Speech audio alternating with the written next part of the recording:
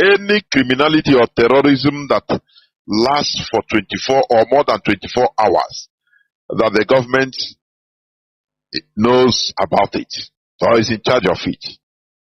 You know? Yes. Yes. So it's a fact. So all this criminality that is going on in our land, it is multifaceted. It has different motives by the Nigerian government, and that is where we are going to enter into the second situation of the need for the continuous sensitization on the need for Biafrans to return home to avoid the upcoming looming crisis that is about to happen in Nigeria.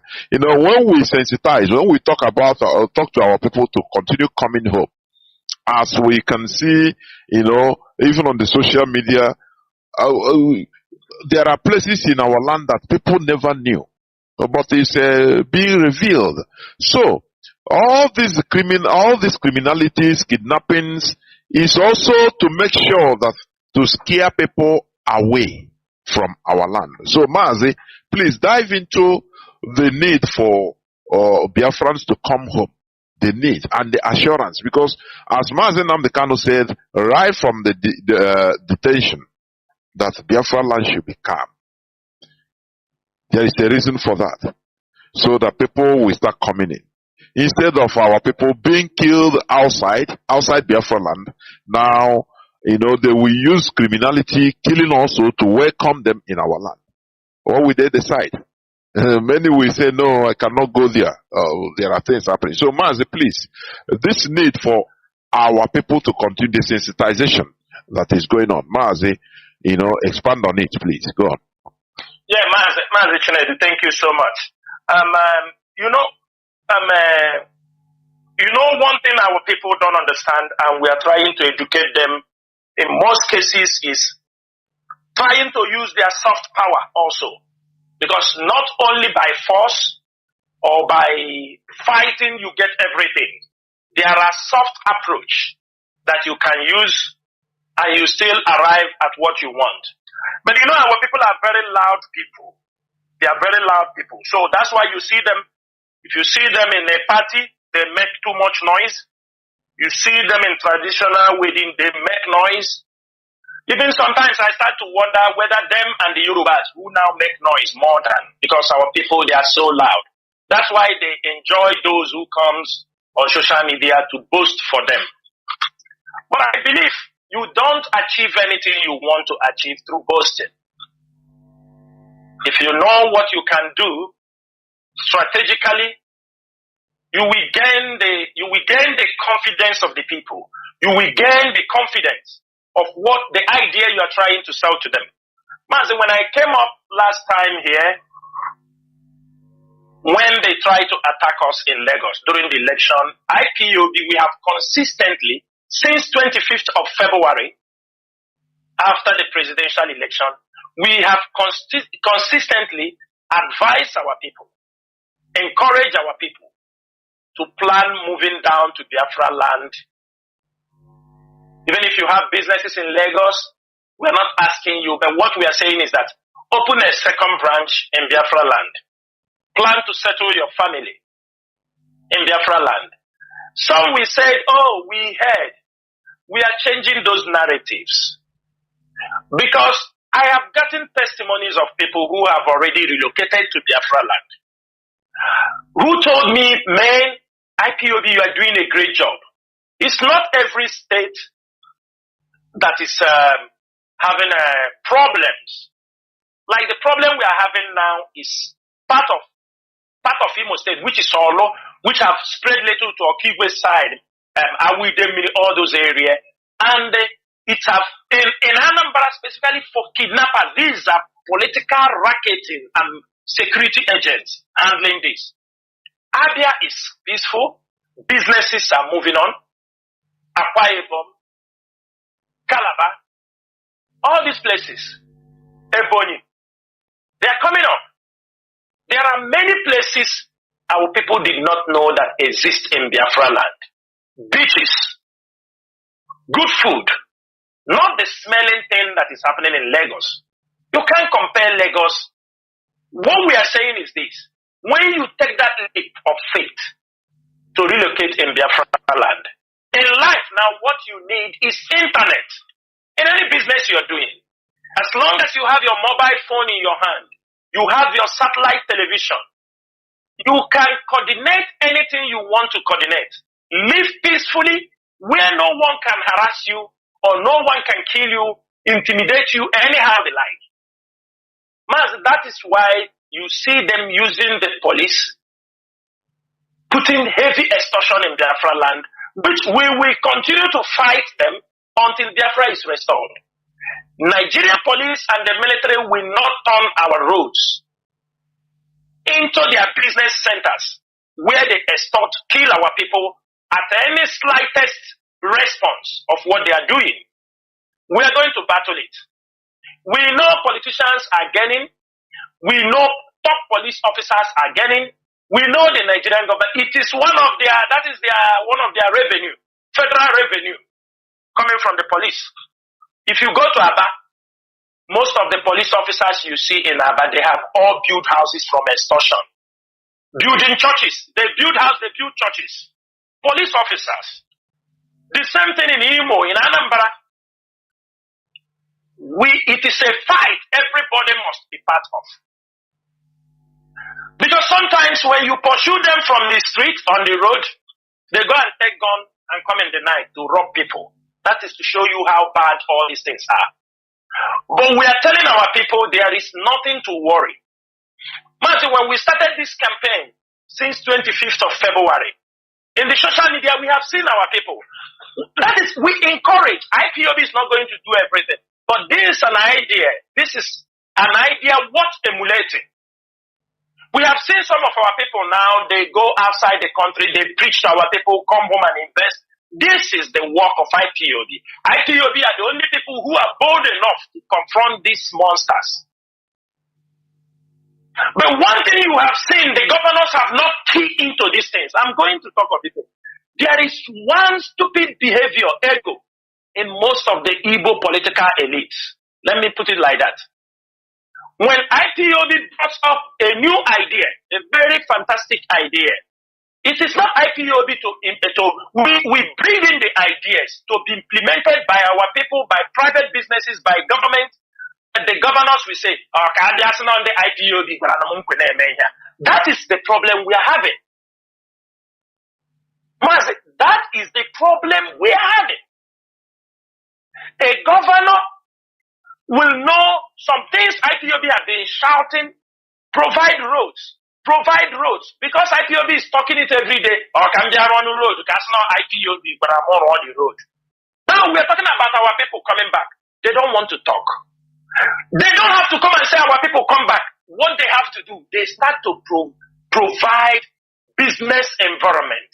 They start to provide areas, make places conducive, encourage investors. Tell them, come. No, they won't do it because they will be accused. So you are supporting. But this is for their own good. The more you bring businesses, there will be more revenue for the state. Less dependent on what you are collecting from Abuja. You can be able to do more projects in Biafra land. The more businesses in our place, the more the state will get revenue. The more it will reduce unemployment. Because when people bring down their businesses down home, some people will be employed.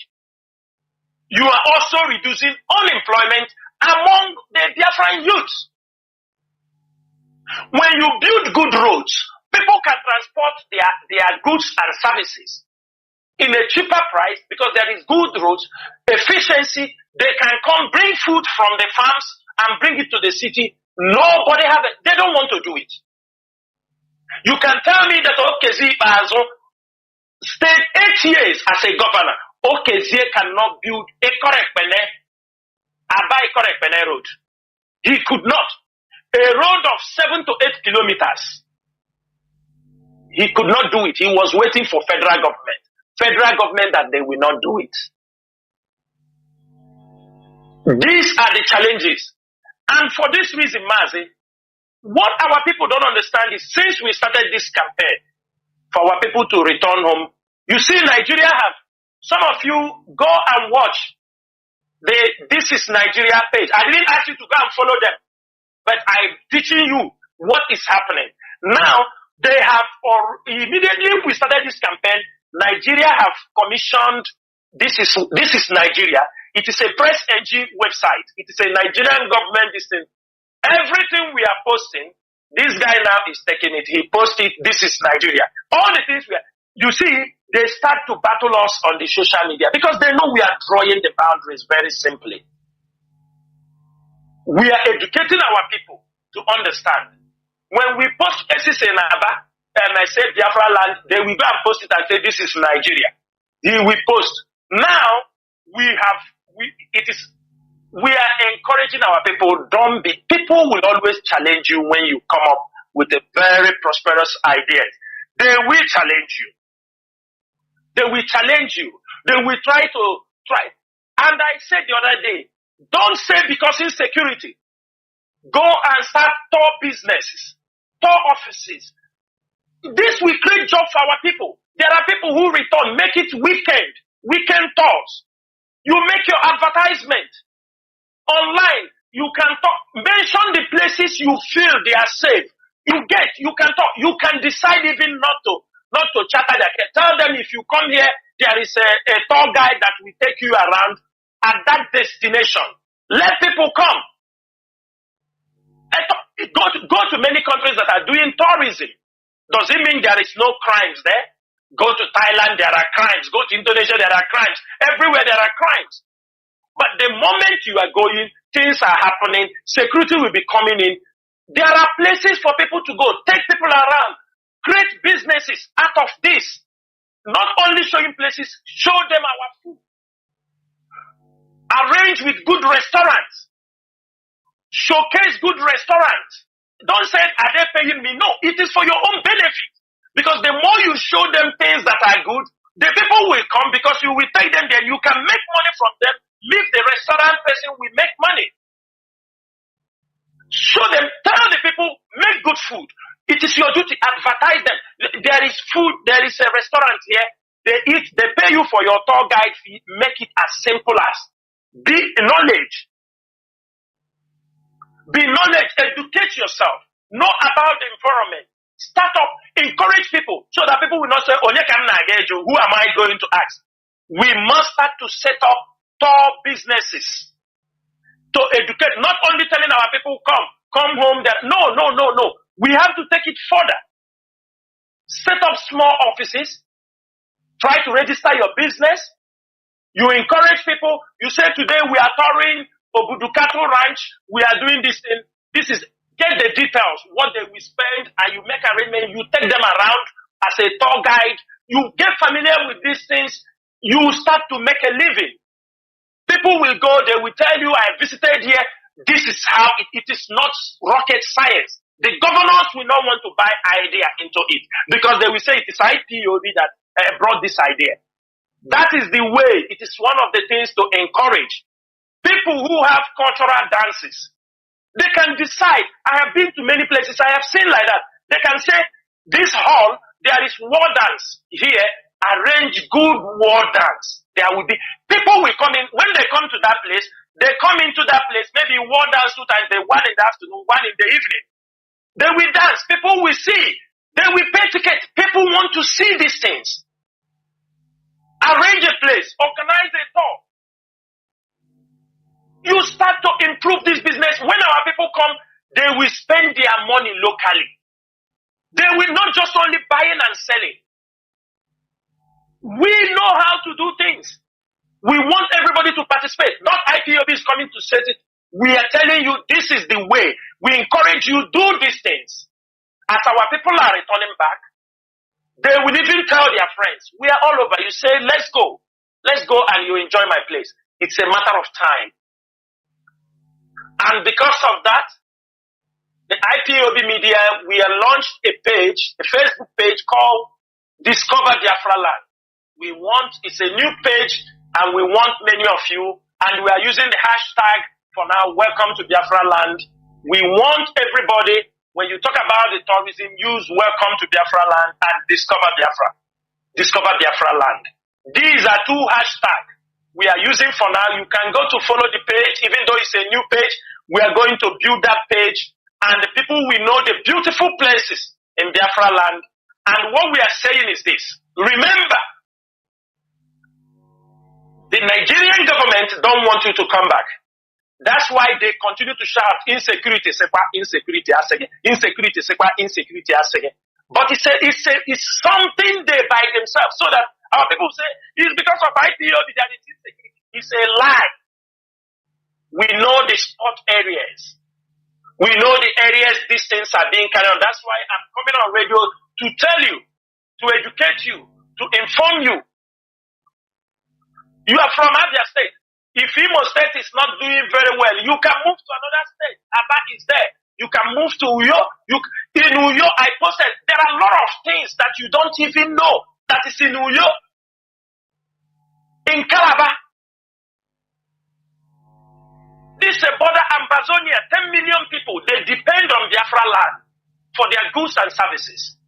This is a big market. What are you doing in the desert? That thing you are selling there, they will come here to buy.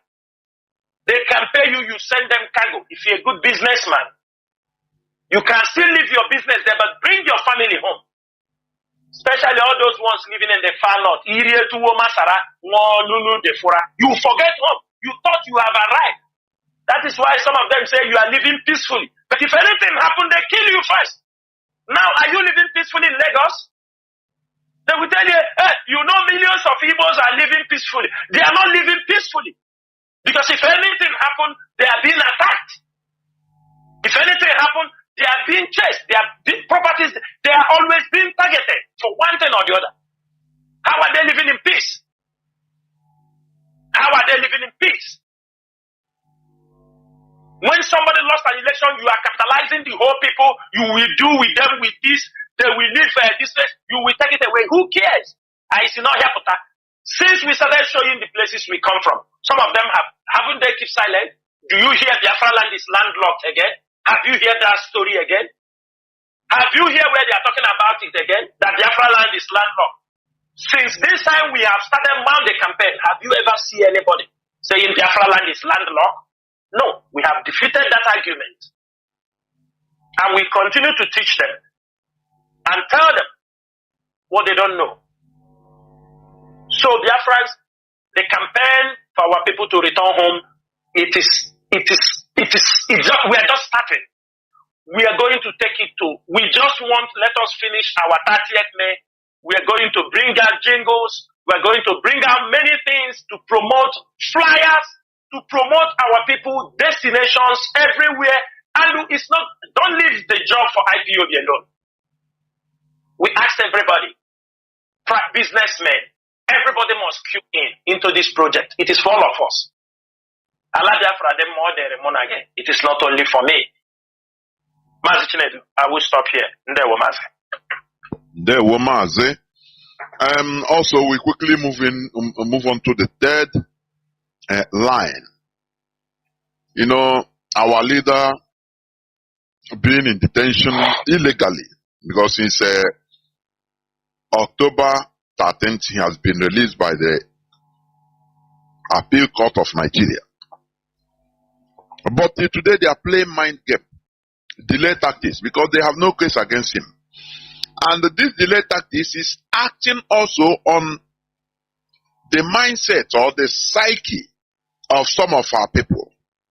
And that is why sometimes you hear from people say, I'm demoralized. Like some people I had, we are tired. We wanted to, we thought that our leader would be released today, but we are demoralized. And I start talking to myself, say, how does freedom fighters think this way or become demoralized in this way? It surprises me. This is what the Nigerian government wants to hear from people. You understand? So please, Mazi, go into that about the continuous illegal detention of our leader and the court judgment and all what's not they are using in order to make sure that our leader continue. They want to buy maximum time with our leader, thinking that they will break us. But I know we are back. I thought now, Mazi, I go here. Mazi, please go on. Mazi, thank you so much. Mazi, our people do surprise me sometimes. They will come in. I know it's emotion. Our people are very emotional people. But I tell them, for me, because I take reality. Before anything, I will calculate everything, the reality of everything. That is how I will face it. I don't face things based on emotions. I don't face things. My questions I used to ask people, I ask them. Because sometimes people will tell you, hey, Lebanon release Mazi Nnamdi Kanu. I ask them, is Mazi Nnamdi Kanu in police station? They said, no. Do you understand the gravity of what we are doing? Because when people don't understand the gravity of what we are doing, it pushes them, and those people, Mazi, how can I put it? When it is like a very, let's say, you are a very influential person in the society. You are friending one quack, illiterate girl who doesn't know who you are. Are you understanding me, Mazi? He doesn't know who you are. He doesn't know your influence in the society. These are the girls that will see you, they will snap, you are with them, they will make a picture. Hi, they post on social media. They don't know who you are. They don't know your capacity. They don't know the kind of, do you understand me? He comes close to you because he doesn't know you. That is why they misbehave. And also, because you found yourself in you put yourself in such situation. Now, coming to this, what we are doing, Mazi, if you know the gravity of what we are doing, if you know that we are into freedom fighting, we want to divide a nation, that people are promoting to be the giant of Africa, which they are not. A country that over 41 or 50 countries are stealing from the country without nobody questioning them. It is like it's a carcass. Nigeria is a carcass. No man's land. All kind of animals, no man's land. All kind of, yes, it's the carcass land where all kinds of hyena, animal, carnivorous, everybody come there to devour, to take anything. That is what Nigeria is. And people, they love it. The Europeans love it that way. The Americans love it that way. How do you think? And I told people, the hands holding Mazi Nnamdi Kanu is similar to the one that held Nelson Mandela in South Africa. Even more stronger. More stronger. When we realize these things, we need to increase our strength, our strategy, our tactics, than coming up talking rubbish. I will bring warship. I will bring aeroplane. I will get it. These are all airborne rubbish. It has nothing to do with what we are doing. If you are not strategic, you are going nowhere. The struggle will reach to a point. If we need to capture top government official, if we need to catch the governors, if we need to catch anybody to make sure that what we want is fulfilled, we will do that. When the time comes, if we need, we will do that. Today, we are in Supreme Court. Why are we in Supreme Court? Because Nigerian government is contesting their own appeal courts. Everybody knew Nigerian government will be disgraced to the Supreme Court. That is why all the delay tactics. I bet you, Nigerian government will not like this case to be pronounced by the Supreme Court. Because I know that the Supreme Court will never side Nigeria from what the appeal court have seen and from the judgment of the appeal court. So what Nigeria is doing is all delay tactics. They find one story, they try to put it this way, don't worry, this one happened. And let me tell you, Mazi, for us, they have held Mazi Nnamdi Kanu for 2 years. We want, if they're releasing Mazi Nnamdi Kanu, let it be through the court. So that tomorrow somebody will not come, say, I give him amnesty. He'll come out through amnesty. And if he talk, he said, I'm the one who no. They have held him for 2 years. The court, they must give a final judgment on that case. All these things, the people are going, we say no, go and talk, but we want, let it be the court that we set Mazi Nnamdi Kanu free. He is free, he is free. So even if some people talk, but let us have that judgment that he is free, like the appeal court have said, nobody have the power again to question him or try him in any court of law. That is the type of things we want. And we want Supreme Court to give the same judgment. After that, any other thing follows. For Fasa, Mazi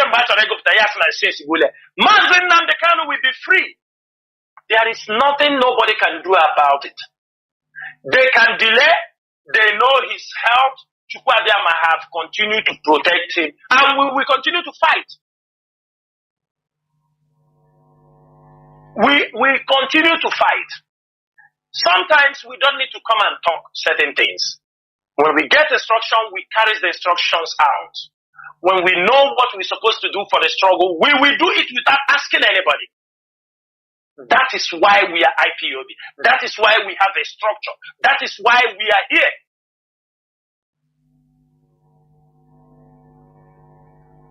Today, Mazi, when we started this struggle, who on earth will believe that government will recognize letters from IPOB and grant people asylum? This is the structure Mazi Nnamdi Kanu kept. If we have not been consistent, countries will not. Go to any country. I see even some of our people who are saying, what is IPOB? When they travel abroad now, they told them the only way you can get paper is IPOB. No. They call this person, I am IPOB activist, I am IPOB this. These are the job Mazi Nnamdi Kanu built. Consistency. Had he been the leadership of IPOB in Akoro, let me tell you, in Europe, you need to get asylum. If Abanim right, not Chinedu, is being recognized in Europe. These are the things Mazi Nnamdi Kanu have kept. Holding Mazi Nnamdi Kanu in detention, is it going to stop Abanim not to write a letter? Mazi? It is not going to stop him. Not at all. It's not going to. It cannot. This is the things Nigeria need to understand. Abanim will pick up a letter and write to a government that this person is an IPOB person, he's being persecuted, he cannot, and the government will grant him. And Zayoba, the deputy coordinator, European coordinator, you can go and forge letter, you go there, they will tell you no. This is not the signature and stamp we have. This is holding Mazi Nnamdi Kanu, stopping those things to be moving. It doesn't stop it. If you go to Italy, you go to Australia, these are places that when IPOB writes a letter, that is why we told people, if Nigerian government continue to hold Mazi Nnamdi Kanu, they think they are doing us. No. Instead, they are pushing for Biafra to come faster. To come faster. Because there are things IPOB have achieved during when Mazi Nnamdi Kanu is with us, was with us, and now the process continues. That's why I said the continuous detention of Mazi Nnamdi Kanu will have you have devastating consequences on Nigeria. in many aspects, because we use this opportunity. Do you understand me? Put Nigeria on the bottom. Today, Nigeria is regarded as second to the worst in everything. Both corruption, both insecurity, everything. The more they continue to hold Mazi Nnamdi Kanu, the more Nigeria is going down the drain. Because we continue to tell our story. We continue to tell the world. People start listening to us. People will continue to give us ear because they are still holding. We can't talk about Biafra without talking about Mazi Nnamdi Kanu, who is still in the hands of the Nigerian government. God forbid. They know. Just only they are holding him, they see what they are facing. They have seen their budget. They have seen the money they have budgeted to tackle IPOB. Huge budget. Have they destroyed IPOB? No. Instead, people make money from them. Somebody will come and advise them. As you're holding Mazi Nnamdi Kanu, don't give me one contract now. I will destroy Chinedu. I know him. I will just You understand me? I do him like this. They say, you get Chinedu, you will destroy. Yes. They give him data. Mazi, they come on air. They yab.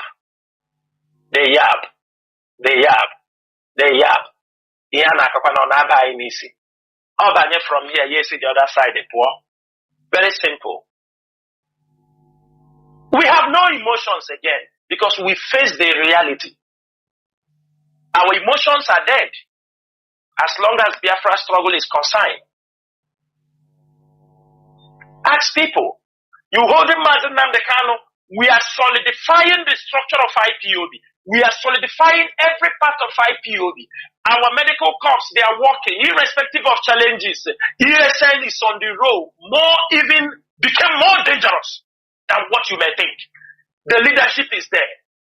We are doing, the legal team is on one side handling their own. The media, one of the greatest weapons of IPOB that the Nigerian government could not destroy. They know the IPOB media is one of the greatest weapons of IPOB. When they write, you see them when they want to give report. They say somebody is in Kuwait writing, another one in Australia. Yeah, now. There must be story. They must talk. Another one in Europe, in Italy, if you point where we are, what will happen? Nothing will happen. What we are saying is this. The continuous detention of Mazi Nnamdi Kanu I want Biafrans to calm down. 14th. We have no power over their date, but we know they are playing. People can come and talk, what Mazi Nnamdi Kanu? Mazi Nnamdi Kanu is not in police detention. Mazi Nnamdi Kanu is not in prison. He's in a DSS dungeon, in solitary confinement, for reasons because of Biafra's self-determination. And what we are saying is this. The continuous detention of Mazi Nnamdi Kanu is not even slowing us down. Instead, it gives us more responsibility because we don't want to fail. They win. They have blown us from all angles in the absence of Mazi Nnamdi Kanu. Are we not still here? I wish some of them said, I would have met some of them face to face. You know, sometimes there are some issues you will decide, let us do it physical. Maybe everybody will have rest. But sometimes you feel no. And I thank God for that. That's the maturity He has given us. Because within this period in the Biafran struggle for 10 years, I have learned a lot. Because some of these people come on the social media, they talk, but these are people, one day you call them, you say, come, face to face. If you beat me, I go home. I beat you, you go home. So that you solve this problem. But it is not the problem. That is not how to solve it. We are solving it with our mind. We have learned to solve a lot of issues by calculation. Because the enemies are many. And that is how we have been able to defeat them. That is how we have been able to keep Mazi Nnamdi Kanu alive. in the hands of these people. Because I could remember when they brought Mazi Nnamdi Kanu, they told us, when they are challenging, when those women were challenging the leadership, they told us that they were talking to themselves. People will call that Mazi Nnamdi Kanu will only last 2 weeks, he will die. Where is all their prophets? Those who have come to Ndiamomoga, who have come to prophesy nothing. Do you know what IPOB have done? Everybody will know Mazi Nnamdi Kanu comes out tomorrow now. One person has said because I do this thing. But let Mazi Nnamdi Kanu come out. That is only what we want. We want nothing more. But one thing I can promise Nigeria government is this. The detention of Mazi Nnamdi Kanu will never slow the struggle down. Instead, many people are going to pay. We just following things. You know, we know all the politicians who connived and they make sure Mazi Nnamdi Kanu brought down to Nigeria. When it is like Judas Iscariot now, when he sold Christ, they told him, we are going to kill him. He wants to return the money. They said, no, you have sold him already. That is what happened to many Igbo politicians. There are many of them who participated, thinking that just when they brought Mazi Nnamdi Kanu, they give them the accolade, they disappear IPOB. Now most of them have regretted it. But there is no forgiveness. They have seen it didn't work out the way they wanted. It's not what most of them called Malami. When they brought Mazi Nnamdi Kanu, some Igbo politicians called Malami, congratulating him. Igbo Dogu, you have bring this small boy back. We told you we would. Some of them went to him and congratulated Malami. Some take drink for him. Some put envelope for him. Today, Malami have not fulfilled those things he told them to put him in jail. They found it difficult. Whosoever will come in, either as their president of Nigeria, will he continue on the same path? We shall see. Let us know. Mazi, I will stop here so that we will come to a final topic so people who have questions can ask. There, Mazi. Of course. And the final topic is about our upcoming 30th May Holocaust Day. That is it. What IPOB has established. Because before now, no Ohaneze Ndi Igbo, no World Igbo Congress, no Igbo organization has been able to even think back and say, look, there are people that died selflessly defending us. But today, IPOB has broken the camel's bone by making this a yearly event, of which, everybody, whether you are an IPOB family member or registered or not, you must participate anywhere in the world. 30th May is the D-Day. Mazi, please continue to the final point. Go on, please. Mazi Chinedu, thank you so much. Biafrans and all the lovers of freedom. Our Biafran Remembrance Heroes Day is fast approaching. I think we have 13 days from now or 12 days from now. Biafrans and all the lovers of freedom. Our Biafran Remembrance Heroes Day is fast approaching. I think we have 13 days from now or 12 days from now. Remembrance Heroes Day is fast approaching. I think we have 13 days from now or 12 days from now.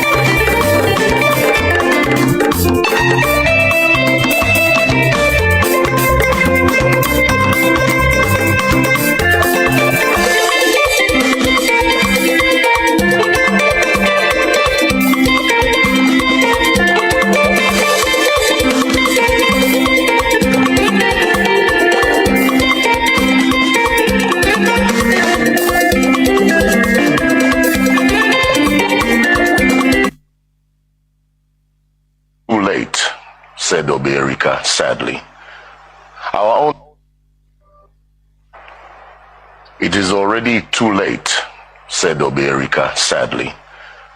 Our own men and our sons have joined the ranks of the stranger.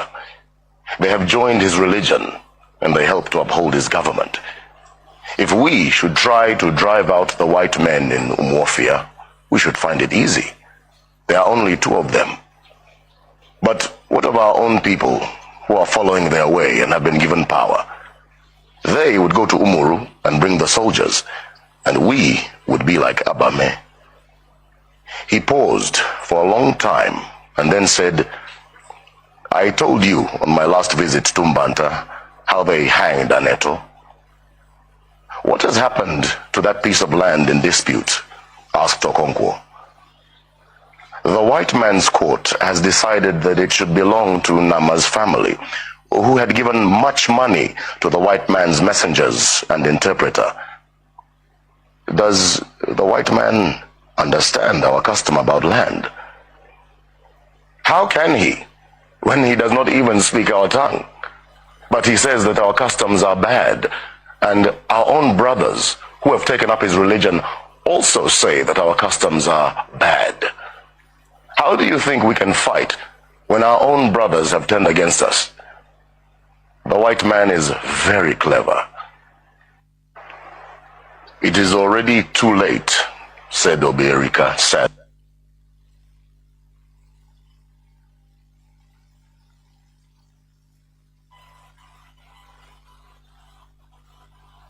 Chukwu okike abịama, Chukwu na-afụ na ife afụ na nzuzo, Chukwu maara onye aka ya dị ọcha na onye obi ya dị ọcha. Nwoke si na ya ji ọfọ, nwaanyị si na ya ji ọfọ, mana ọfọ maara onye ji ya. Ụkpaka na-agba n'udu mmiri ọ chụrụ ọzụọ. Gaa n'ogwe o mechi ụzọ osi mpịara na azụ nwa igiriga ọgụ nke mmụọ. Ọ gịnị ka m ga-etu gị ka o zuolo gị? Asị m n'oge akara aka eluo ịbụ mmụọ ka mmụọ, ibe ka ibe. Chukwu okike onye obiọma sị m unu binye n'oge akara aka eluo. Mmụọ niile m na-ejere ozi asị m unu binye n'oge akara aka eluo. Oke mmụọ, oke mmụọ, oke mmụọ, oke mmụọ, oke mmụọ, oke mmụọ. Mmụọ niile m na-ejere ozi asị m unu binye elu. Tetenụ n'ụra, tetenụ n'ụra, tetenụ n'ụra, tetenụ n'ụra. Asị m n'ọnwụ unu nwoke bụ nwa eze Chukwu bụ ụzọ mba aka ji ọfọ Igbo ọzọ eme nte eme ime. Ọ sị m nọ ya nọ n'etiti unu taa. Ọsọ unu binye enu n'oge akara aka eluo. Mmụọ na nna anyị ochie asị m gị binye. Mmụọ na-afụ na ife afụ na nzuzo asị m gị binye. Oke ọfọ ji eje ọgụ asị m unu binye. Ọfọ ndị Igbo niile asị m gị binye. Ọfọ ndị mmiri asị m gị binye. Ọfọ ndị ikuku asị m gị binye. Eze nwaanyị osimiri asị m gị binye. Eze nwaanyị na-ebe asị m gị binye. Eze nwaanyị idodi ikwu na-eme asị m gị binye. Eze nwaanyị amambara asị m gị binye. Eze nwaanyị osimiri nji aba asị m gị binye. Eze nwaanyị ala Igbo niile asị m gị binye. Eze nwaanyị ọgba asị m gị binye. Eze nwaanyị anike wawa asị m gị binye. Oke arụsị na n'ike ojuru nwaanyị aga anị asị m gị binye n'oge akara aka eluo. Igirigi ọgụ mmụọ. Asị m na gboo dike mbọsị ihe ike mere ọ ga-achọkwa nwa dike. Asị m dododo unu binye unu bịa tara ọjị na chijiri eji efola. Asị m unu binye unu bịa tara ọjị na chijiri eji efola. Nna nna anyị ochie, mmụọ niile nwụrụ anwụ ka anyị dị ndụ, mmụọ niile nwụrụ anwụ ka ụmụ Igbo dị ndụ, mmụọ niile nwụrụ anwụ ka Mazi Nnamdi Kanu dị ndụ, mmụọ niile nwụrụ anwụ ka ụmụ Biafra dị ndụ. Asị m unu binye n'oge akara aka eluo. Asị m na gboo dike mbọsị ihe ike mere ọ ga-achọ nwa dike. Ọ sị na mberede nyiri dike na mberede ka o ji ama nwa dike. Ọ ya ka m ji akpọ unu n'isi Ọhamadike. Ọhamadike bụ Mazi Nnamdi Kanu. Ya ọ bụ Mazi Nnamdi Kanu. Otu mkpụrụ anya ji isi ụgwọ. Otu ọnụ na-ekwuchitere mba niile. Ụkpaka na-agba n'udu mmiri na-agba n'oge nke ya. Asị m unu binye n'isi ya. Nye ogologo ndụ na-arụ isi ike. Napụta ya na Eke, napụta ya na Orie, napụta ya na Afọ, napụta ya na Nkwọ. Asị m na ahịa akara aka anaghị eri nwa ngwụrọ, na ahịa akara aka agaghị eri Mazi Nnamdi Kanu. Asị m unu ga-anapụta Nnamdi Kanu na Eke, napụta ya na Orie, napụta ya na Afọ, napụta ya na Nkwọ. asị m mee ka ọnụ niile kwụrụ njọ n'isi atụgharịa kwụ mma ka ọnụ kọrọ ogiri ọnụ kọrọ ogiri lacha Chukwu okike abịa ma onye jiri mmiri siri ike kpọọ aja were aja siri ike kpọọ mmadụ asị m na taata bụ ụbọchị eke n'ala Igbo asị m na eke ga-eketara Nnamdi Kanu ndụ eke ga-eketara ya nwere onwe oke ga-eketara ya ndụ oke ga-eketara ya Biafra oke ga-eketara ya nwere onwe oke ga-ekegburu ya ndị iro kegburu ya ajọ mmadụ na ajọ mmụọ asị m na mbọsọ ga-apụta ekwensu ga-anọ n'ụra ndị ilo ya ga-anọ n'ụla ọkwa na ekwe osu asị m gịnị bụ ekwe osu asị m na mbọsọ ga-apụta ya bụ ndị ilo ga-anọ n'ụra ọha bụ ndị ọha ma bụ ekwensu asị m na ha ncha ga-anọ n'ụra na Nnamdi Kanu ga-apụta n'ike na ebube Nnamdi Kanu ga-apụta n'ike na ebube asị m na ọnụ kwụrụ njọ n'isi ya ga-atụgharịkwọ mma asị m ọbịa igbu Nnamdi Kanu gbuo onwe ya onye si na Nnamdi Kanu agaghị adị ndụ onye a ga-eji anazere mmiri onye si na Nnamdi Kanu agaghị apụta onye a ga-eji anazere mmiri ọnụ niile kọrọ ogiri ọnụ ga-akọrọ ogiri lacha osisi abụla oturu ga-emeche wee kwele onye asị na Nnamdi Kanu ga-apụta asị m na ọnụ ahụ iji wee kwuo ya na ike ejikwa ya wee kwugharịa mma n'isi ya asị m na ebe onye ahụ na-atụ maazị Nnamdi Kanu aka asị m aka gị ga-akpọnwụ osisi ahụ fọrọ Nnamdi Kanu wee tọọ nkwe asị m ikuku futuo gị anya ọbụla fọrọ Nnamdi Kanu kwawa akwa alịla asị m alịla akọrọ ya n'anya onye fọrọ Nnamdi Kanu cheta ihe gburu nwa ya ihe gburu nwa ya gbuo ya maka na ọ bụrụ ya gburu nwa gị Chukwu okike abịa ma asị m na belede nyere dike belede ka o ji amawa dike asị m na okirikiri ka a na-agba ukwu ose ọ dadị ukwu ose elu na okirikiri ka ndị iro ga-agba Nnamdi Kanu mana ha ama mkpata ya aka ọ sị na nkirikiri ka ọ na-ekiri odido jiri odido enyi ozu na ọkwanụ nkirikiri ka ndị iro ga na-ekiri ya mana ha ama mfụ ya anya asị m na eje anaba isi ije asị na Nnamdi Kanu ga-eje na ọ ga-ana asị m na inye anaghị eri ọba maka na inye na ọba bụ nwanne inye agaghị eri Nnamdi Kanu maka na ọ bụ nwa iyi asị na Nnamdi Kanu ga-adị ka echi echi anaghị agwụ agwụ maka na ije ejere bụ ije mmiri ọ bụrụ eje nkụ asị na ya bụ ije ga-abụ ije mmiri asị m na ọ ga-anata n'udo asị m na ọ ga-abata sirili welere asị m na unu ga-aga kpọnatara anyị Nnamdi Kanu asị m unu ga-akpọnatara anyị Nnamdi Kanu ga-akpọnatara anyị Nnamdi Kanu ga-tụnye ugo ga-nye ya mmeri ga-nye ya mmeri ga-nye ya mmeri tụnye ugo n'elu ugo nye ike n'elu ike nye ya ndụ n'elu ndụ ọkwanụ ndụ ka o ji efu na-efufe unu nye Nnamdi Kanu ndụ onwe ike wee kwụrụ jinjin onwe ike wee kwụrụ wee fuo n'ofufe a sị na ya kara ka anaghị eri nwa ngwụrọ ihe mere ha ji jide Nnamdi Kanu bụ ka ha nwee ike wee megide ndị Igbo ka ha nwee ike megide ụmụ Biafra ka ha nwee ike wee kwuchie anyị ọnụ ka ha nwee ike wee kachie anyị ọnụ ka anyị ghara ikwu okwu ọzọ mana ama m na dododo Chukwu okike abịa ma ndị nwa na ndị nwe mmiri ndị nwe ikuku ndị nwe anyanwụ mmụọ nna nna anyị ochie mmụọ niile nwụrụ anwụ ka anyị dị ndụ mmụọ niile ọ kwafọrọ ọbara ha n'ike maka ihi Biafra asị m unu binyenu asị m unu dododo na ọkwa na unu bụ ihe nwe ike a ọkwa na unu ga-eji ọgụ mmụọ a ọkwa na unu ga-aga bụori ahịa ọkwa na unu ga-aga napụta ya maka na ihe ọ tinyere unu n'aka anaghị ele ule asị m dododo igiriga ọgụ mmụọ eze nwaanyị niile nọ n'ala Igbo mmụọ niile nọ n'ala Igbo asị m unu binye maka na onwe onye nọ n'ụwa na-anaghị aṅụ mmiri onwe onye nọ n'ụwa na-anaghị eri nnu nnu bụ ihe ụtọ si na mmiri wee pụta onye ọbụla na-eri ihe na-eri ihe dị na mmiri onye na-asa arụ ji mmiri asa arụ onye ọbụla na-eme ihe ọbụla ọ na-eme ji mmiri eme ya asị m ihe ọbụla mmadụ na-eme n'ụwa mmiri ọ na-ebubu ụzọ asị m onye ọbụla kpọrọ mmiri asị na mmiri a ga-agbagbu ya asị m onye ọbụla fụrụ mmiri n'anya ga-afụ Nnamdi Kanu n'anya onye ọbụla fụrụ mmiri n'anya ga-afụ Nnamdi Kanu n'anya onye ọbụla mmiri na-awụsa n'arụ ga-afụ Nnamdi Kanu n'anya onye ọbụla mmiri na-emesa n'arụ ga-afụ Nnamdi Kanu n'anya onye na-aṅụ mmiri na-eri nnu asị m na ọnụ anyị ji wee rie nnu wee ṅụọ mmiri na ị ga-eji akwa okwu ọma n'isi Nnamdi Kanu n'aha Chukwu okike abịa ama ise. Good morning, good afternoon, good evening, and good night, great Biafrans and lovers of freedom. This is Radio Biafra HAUSA-SERVICE coming to you via Radio Biafra London. My name remains Mazi Chinedu from Biafra land, Olu province. We are here live and direct despite my being late. It is my own making. Therefore, I welcome each and every one of you to today's edition on Radio Biafra HAUSA-SERVICE. Today is the 20th day of May 2023. I welcome each and every one of you to welcome your friends and well-wishers, even your enemies, onto this hallowed platform. Saturday. Normally a day dedicated to our religious discussions, but this program will kickstart in earnest after 30th May. After 30th May, we will continue our religious discussions, please, for your information. Therefore, inform your friends and well-wishers, even your enemies. Do not deny them listening to this hallowed platform. This is where we preach the gospel of emancipation, the gospel of freedom. Because information is power. Information is power. It depends on what you do with power. You can handle power and misuse it. You don't do anything with it. That is why you can listen to get information, but you don't know that you are being empowered. It is now up to you in order to use the information. Therefore, do not forget that on the 30th May, we are going to remember our fallen heroes and heroines, Biafrans, right from even the time of colonization. People that fought and resisted Britain, the Kumek warriors, those that resisted foreign religion in our land. These are the people, among others, we are going to remember.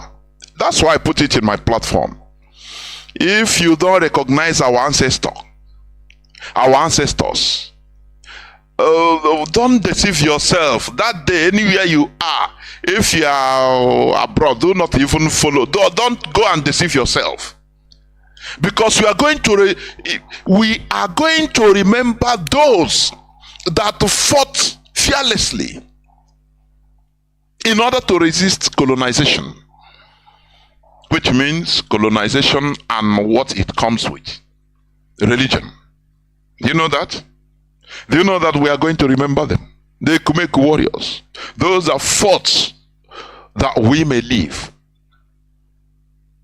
Not only the Biafra war, because the Europeans colonized us both mentally and physically. There were people that resisted. I played an excerpt, just a little paragraph from Things Fall Apart. Do you understand? Just a little paragraph from Things Fall Apart.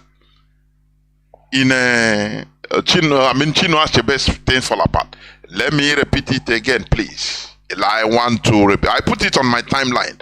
Jonas Raphael, R-A-F, not R-A-P-H, please. R-A-F-E-A-L, Raphael. That has been my Facebook right from time. I want to just replay it, please. I want to replay it for you to understand. That is why, Things Fell Apart. It has been translated into different languages of the world, just the same way Bible is translated, because it is a masterpiece. Do you understand me? It is a masterpiece from the master. Listen attentively. Listen attentively. Things Fall Apart. These are the people, among the people we are going to remember on 30th May. Our ancestors. Listen to what happened that time. Just listen. It is already too. Our own men and our sons have joined the ranks of the stranger. They have joined his religion, and they help to uphold his government. He say our own men has joined the ranks of strangers. That is the white people, the Europeans. And they have joined their religion, our own people. And their religion in order to uphold their government, which means we had governments in our land before the coming of white men. That is why we were a people. Before Europeans came to Africa, we were a people. As long as there are organization, there is a people together speaking the same language, there is a government. Do you understand that? For some people that think that Europeans brought everything, including education, this and that, this is a foolishness to the highest order. I never see it. I never see this type of foolishness. when you belittle and demonize our own ancestors, our own people, that which means you are calling us that we are not existing. Our ancestors were not existing as a people, and if they were not existing, you couldn't have been born. If there were no doctors, there were no healing process, curing process, hospitals in our own way, you couldn't have been born. Otherwise, disease would have killed all of us. Do you understand? So here, according to Chinedu, the people, Okonkwo was lamenting, or the writer lamenting that, look, we see strangers now, that is white people. They are not the main problem. Our main problem is our own people that have joined the white man religion. In order to demonize, they say our own is bad. And that religion is to uphold the white man government. Do you see why Africa is a failure? They came to put a full stop in our own type of government, our own way of life, our own system before the white men come, which could have been bettered, which could have been developed more and more advanced, but they just simply put a stop to it. Do you understand? I want you to continue listening. We should try to drive out the white men in Umuofia. We should find it easy. There are only 2 of them. But what of our own people who are following their way and have been given power? He said, I have read this thing fall apart for myriads of times. I'm telling you. He said, if we can drive these white men in our land, in Umuofia, because there are 2, just few of them. He said that is not the problem. But the main problem, the main wahala is our people that are following them, that have been empowered. These are the people that, if we kill these white men, now these people, they sabotage us, we go to the headquarters and inform strangers and say, look, my brothers have this, my brothers, the Gentiles. They have killed our own white brother, so come and kill them. This is the main problem. Saboteurs. They are more dangerous than even the enemy.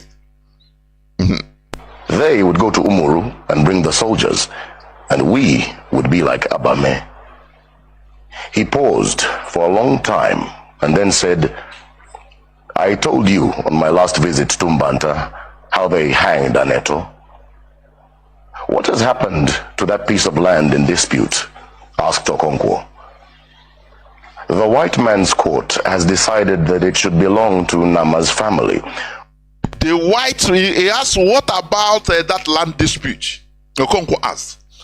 He said the white man court decided that it belongs to the other person, which is the wrong person. Do you see it? That is the irony of the life we are living. When we say we are living lives of slaves in Africa, in our land, people think that it is understatement. The government they impose on us is not, they just imitation, which always look at what is happening in Nigeria. Just look at it. Every other advanced or highly developing countries, they use their system of government in order to ameliorate it, to advance and better it, to what is obtainable by them. Only in Africa, only in Nigeria, that everything is imposed. Oh, democracy, they see democracy. Oh yeah, impose democracy. You must have the legislature, the judiciary, and the executive. Just by mouth. In the power is like that. Don't you see the selection they did? The court, do they respect the court order? Do they know the meaning? Just by mere saying. Do you see? Dubai, United Arab Emirates, it's not a democracy. They use their way of life, their system, and bettered it, and today they are progressing. Do you understand? Even England, the United Kingdom that imposed any so-called democracy, is a monarchy.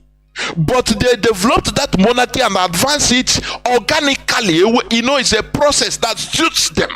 But when it comes to Africa, they impose, hey, you have to do it like this, and we abandoned our way of life, our system, and continue trying to imitate something that we could not. We will never get it. Do you see why Africa is suffering? And the West, they are enjoying it. Do you see it? Do you see it? Now, this man asked, in this story, Okonkwo asked, what about that land case? They say, white man court decided and give to the wrong person.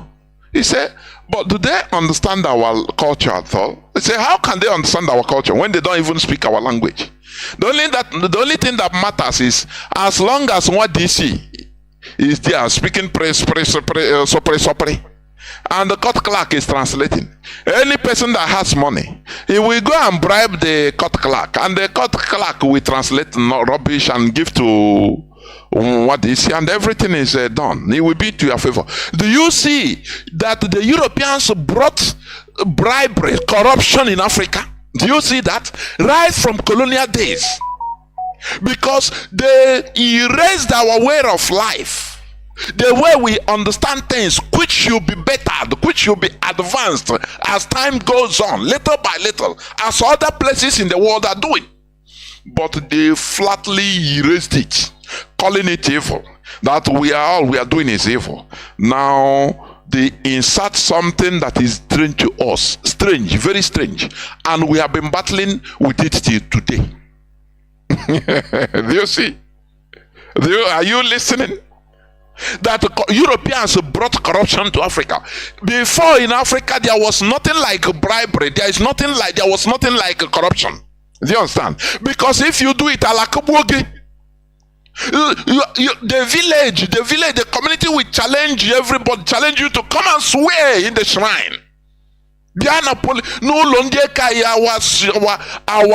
Our court is our shrine. The shrine is our court to decide.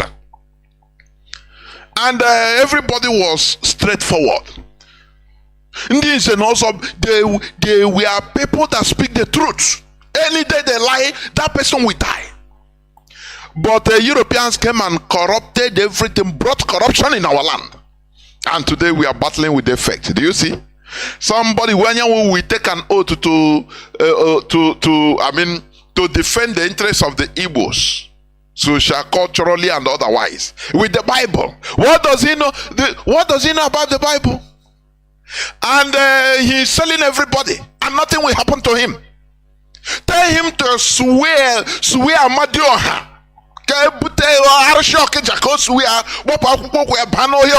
And swear. He will not do it.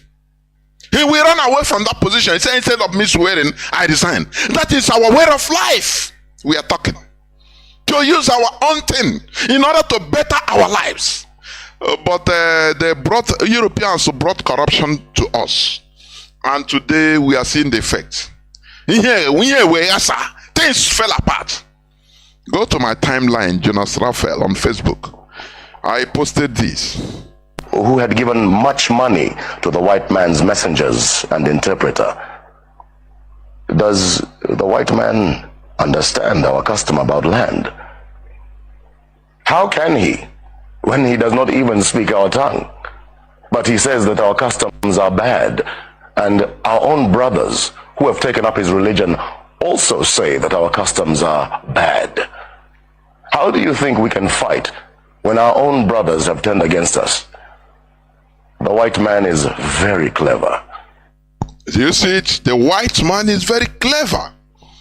Because the people that can turn you against your own self, they are clever. That is why I always admire the Fulani. I'm telling you. We should learn. Not continue being primitive Neanderthals in the Equatorial forest. We should be learning. The Fulanis, they became, political juggernauts today. Because they have been meeting with people, learning from their mistakes, because they are rigmaroling in the deserts. In the desert, you see different types of people, the good, the bad, the ugly. People that kill them, people that they will stand and fight. Sometimes they become defeated, sometimes they overcome, sometimes they play diplomacy, sometimes they play different types of things. That is what puts them to where they are today. And you see the little 1.5%, below 2% of people of one ethnicity, the Fulani in Nigeria, controlling 98.5% of the population. You know, and after, because of emotion, you say, no, don't say that, Mazi, Chinedu, don't say, please, don't talk, it's lie. But they are controlling you, aren't they? They are controlling all of us. That is why we have run away everywhere, to everybody to your own tent, to your tent. Everybody. Go and survive. Just go and hustle by yourself. They divided us into piecemeal by piecemeal, pieces, so that you continue hustling as an individual. I used to say this. There is nothing like you, me, until we have us. That is what Mazi Nnamdi Kanu started by doing. By making sure to put in place us, we, a people. Because only you are nothing. You are nothing. That is what I used to have problem with these religious people. When I talk about religion, foreign religion, you know. When you meet them, Ekpa ask my personal experience. Oh, my personal experience with Jesus. That is the most horrible, ignorance I've ever seen. Your personal experience is nothing compared with the globality of issues. How the religion is affecting us is what matters. Because when you talk about these people, that's why I say, when you talk about your personal experience, okay, which means, why are you fighting for Biafra? Why are you fighting for Biafra? Maybe you are living good, you are living well, you are not hungry. Many of us are not hungry. You are living good. So according to your personal experience, you're okay. Now why are you now fighting for our collectivity? That is what we are doing. That is where I want the people to understand. Your personal experience with your so-called God or Jesus, it doesn't matter nothing. It doesn't matter. That is personal. That is ego, is selfishness. What we look and compare is the globality of how our people, of how our country, of how our land is. Not you. After all, you can, in a village, you are the only person that built a 5-story building in your community, and you have electricity. But you can afford a 247 diesel engine, the electricity, diesel powered electricity, or electrolyte, or sun powered. But everywhere is black, dark. Does that make any difference? No, it doesn't make any difference. What we are fighting for is our collectivity. That is I don't know. They'll tell you their personal encounter with God. That is nonsense. If you are giving this as a testimony, you better not fight for Biafra, because you are living good. You understand? So what we are fighting, because collectively we are a failure. Individually, you might have you are a millionaire, a billionaire. Does it make you feel good? When you go, you see millions of our people suffering. No electricity in our land. It is the collectivity that matters. It eclipses your individual selfishness. That is one thing you should understand. You understand? That is one thing you should understand. Your individualism is rubbish. It doesn't matter. After all, Dangote is the richest man in Africa. Does it make Nigeria all rich or all average? Nigeria is still the poverty capital of the whole world. But you have few billionaires, world-class billionaires there. It's their personal experience. They will tell you that no, it doesn't matter. Nigeria is sweet now. I have personal encounter with Nigeria. Everything is okay. This hypocrisy should stop. I'm telling you, in this struggle, this hypocrisy should stop. We are going to remember on the 30th of May our fallen heroes, those that died standing, those that died that we might live, including our ancestors, the Kumekus, those that faced the British, fighting against their foreign ideology, foreign religion, fighting against it, those that fought and were killed, or they fight in order to defend our roots, in order to defend our culture. That is, we are going to remember them.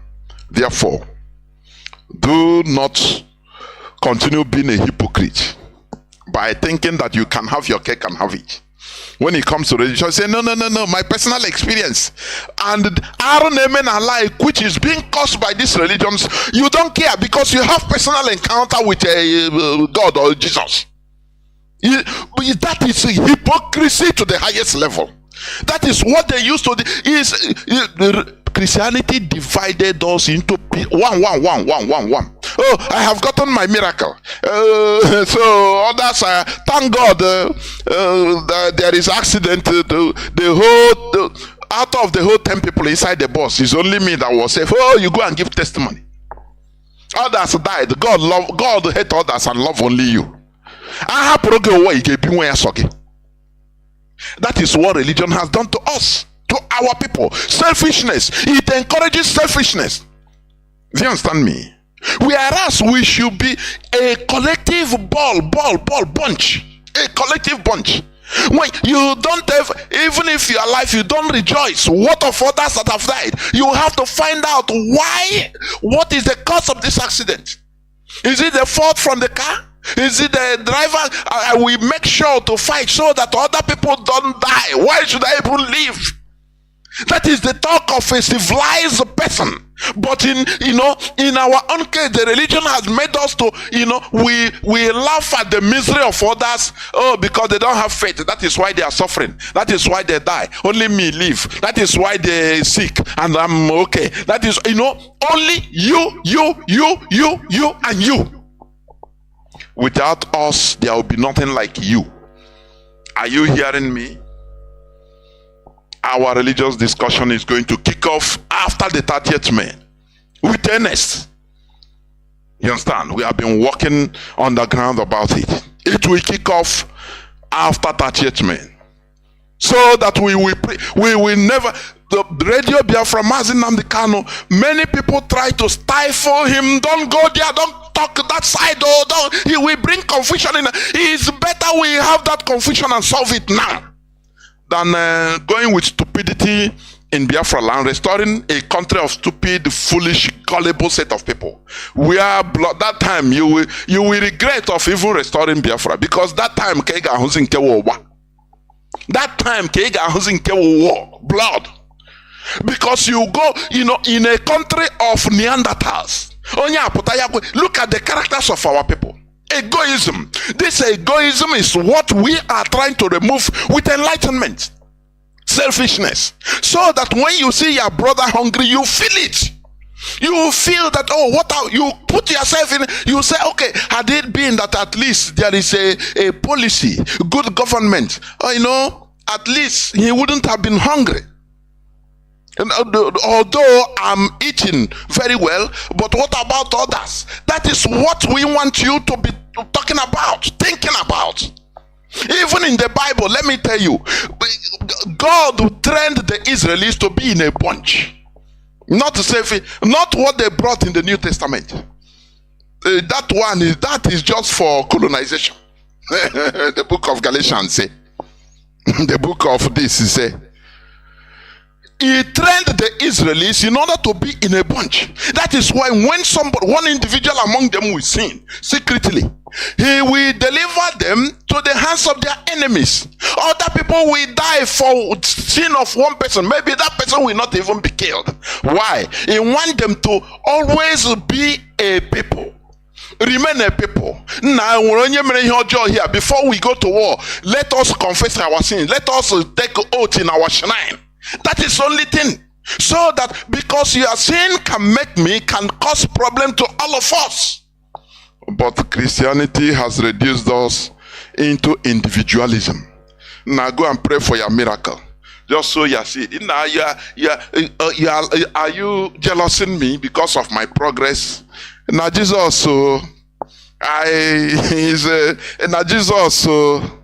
I sow my seed, do everything, have my faith.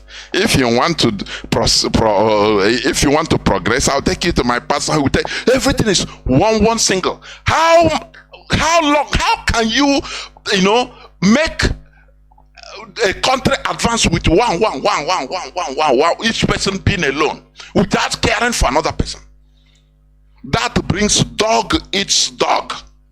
Oh, you survive, you eat your fellow in order to survive. Oh, this is what we are preaching against here. Because our roots, our culture is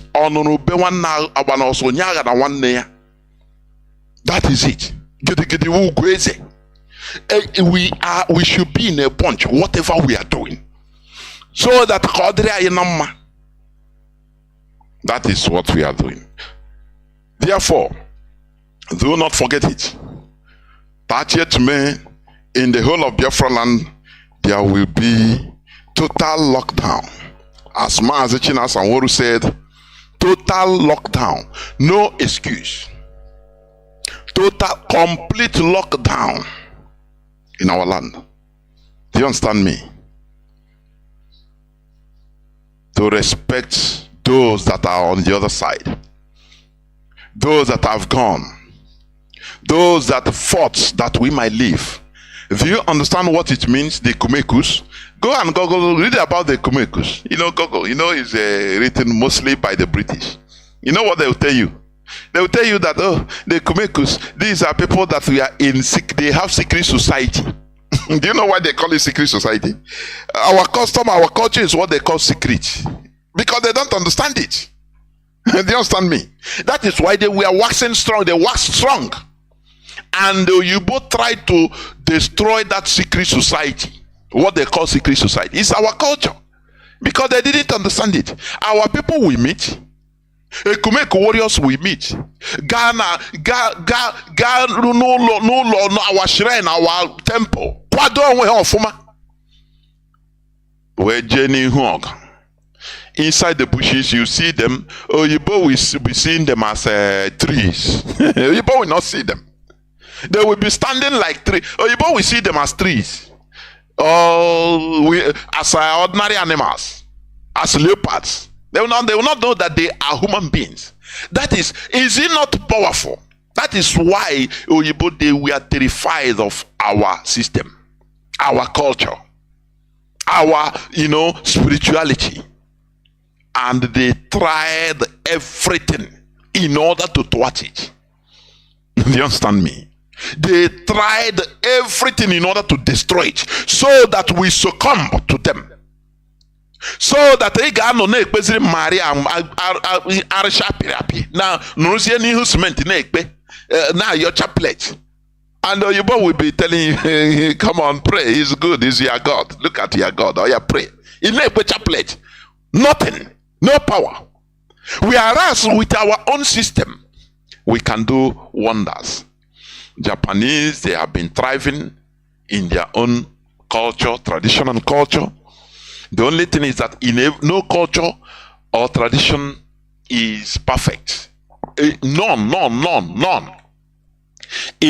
As time goes on, evolution of human being, it becomes developed. You learn from others and you develop more your own. You advance it. That is how Dubai become Dubai today. Dubai, remember, is not a country. It's part of United Arab Emirates.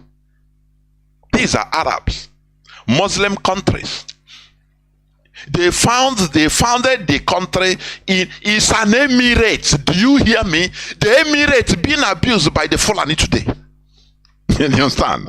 They call emirate emirs in the north. The Fulani, they impose the Fulani emirs on others. Do you know emirs, they control emirates? But in Dubai, do you know that is United Arab Emirates? You know, you don't see it as absurd because it is the culture, the way of life of the Arabs. They ameliorated it and it started attracting you to go there to buy house in Dubai. But you don't know that you are going into Emirate. Emirate. It sounds sexy in your ear. But come to our land. Go to communities that are being headed by emirs. They are as underdeveloped as anything. Because it is not their natural system, for your information. Now they abuse it. They give them the wrong, they continue abusing it. But the same emirate, you go holiday in UAE, Abu Dhabi, or Sharjah, or Dubai, and everything looks nice, but it's an emirate. You never think about it. Say, why is their own emirate different from an emirate in the northern Nigeria? In the own northern Nigeria, they will once they killed Deborah because they say it's a blasphemy. In an emirate, Islamic emirate in Nigeria, they stone somebody to death. Something that can in Dubai, in Abu Dhabi, anything like that, police will come. They will hand over to police. It will go pass through the rule of law. But it's an emirate. Don't you think? Don't you have a retrospect? Why is okay? Dubai looks sexy. Our people are going there. You want to be there? Oh, you want to go holiday? Do your birthday party in Dubai? But it's an emirate. And you are not afraid, but you don't want to go to the Nigerian Emirates. Otherwise, they will stone you to death. Why are the two Emirates different? Because one is original, the other one is fake. It's not their natural system. Do you understand? That is the reason why the so-called democracy they impose in Nigeria is different. It's fake. It's fake. Do you understand me? We need to develop in our natural system. Now we continue shedding things that are bad and imbibing things that are good. United Kingdom today is a monarch. It is being governed by a king. Prime Minister is answerable to the king. Do you understand? But they modernize it in their own way. They fashioned it naturally in their own way. Today, the British people are raising their voices against in order to abolish King Charles, from King Charles to abolish it. It has become a discourse. Will King Charles be the last king of England? It is from the people. It goes naturally. It continues advancing. People continues ameliorating. They watch other countries and see which one is the best, whether we are getting it right. The other time during the coronation of King Charles, many thousands of, if not hundreds of, or millions of protesters, which are protesting against monarchy, they were there. But the media, international media, they didn't show you. But they were there. You saw it on social media. So they say now we start tinkling in the ears of the policymakers in England, and they will start thinking, okay, does it mean that people don't want monarch again? Let us see how we can do it. It's a process. Do you know that France was a monarchy before, but in their own, they are the first European country to abolish king. They slaughtered their monarchs. Until today, they never have monarch. Do you understand me? So, but we that are being shown, they are showing us, imposing on us everything, including religion, everything, our system. They say our system is bad. But their own, our own. Now, Papa, our own. You understand? Now, after what is going on? What is going on? The system continues to be rotten. Please, I want to regulate just one thing. I want to regulate. I will come back just in a jiffy. Please, I will be right back in a jiffy. Do not go away.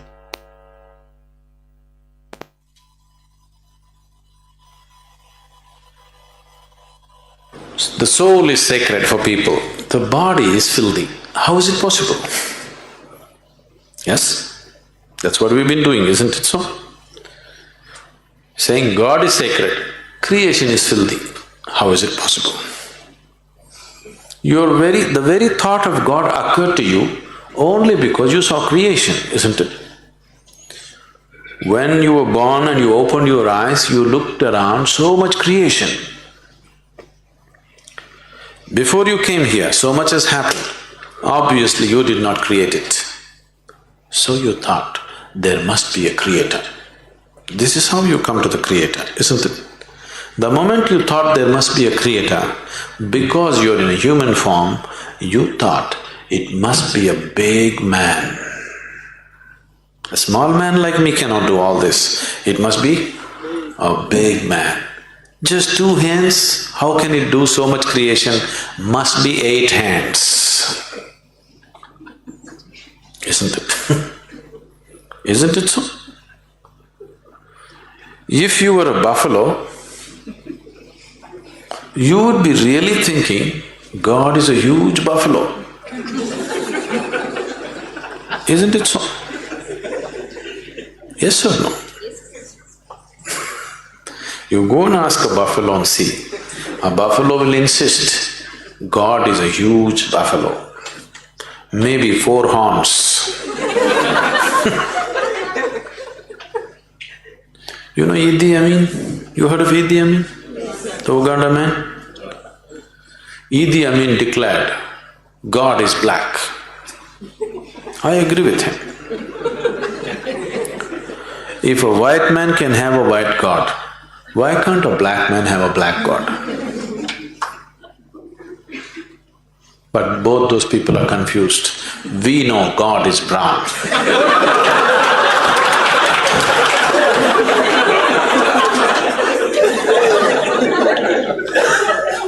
Because he visited us, you know.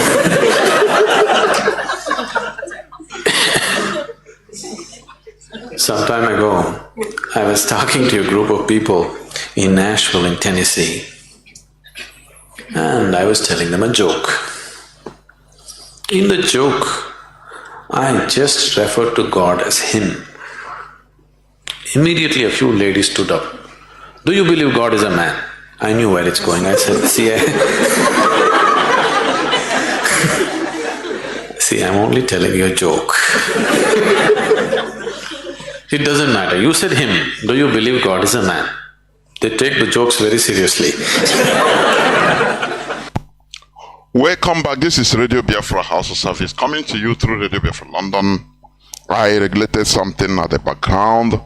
Therefore, without taking much time, because I will not take much time today or as it is, I will just dive into some news headlines. But before I go there, let me say this. You know, we all know what the Nigerian government has done and what they are doing. They can go at any length in order to blackmail IPOB.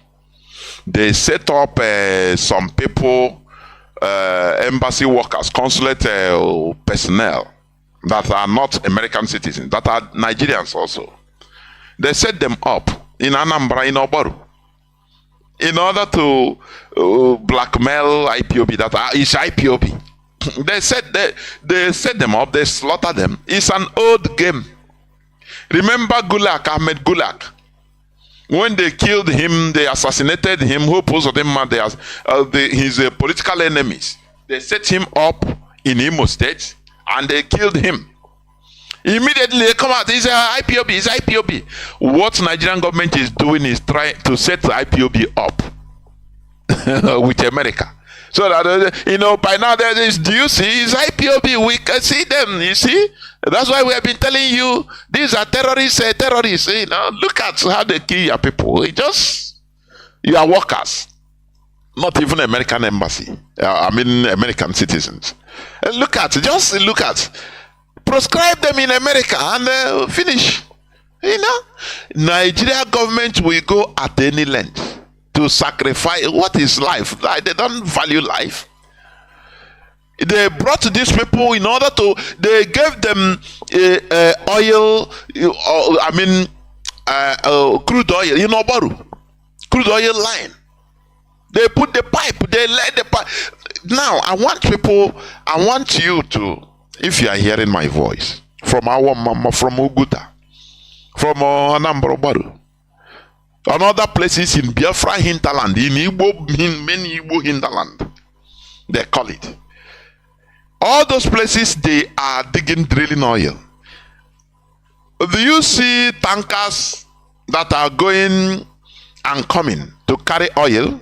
Or train rail tankers that carry oil every day, but they are drilling oil. Oh, the only tankers you see are bunkerers. If you understand, people that take maybe a few thousands of liters of oil, as a Hope Uzodinma is given to Asari Dokubo, in order to be supplying gunmen as a bubago to be used in killing, slaughtering people in Imo State. He's paying him with oil and allowing him to be bunkering. These are the only things. The mainstream oil is passing underground. They lay pipe.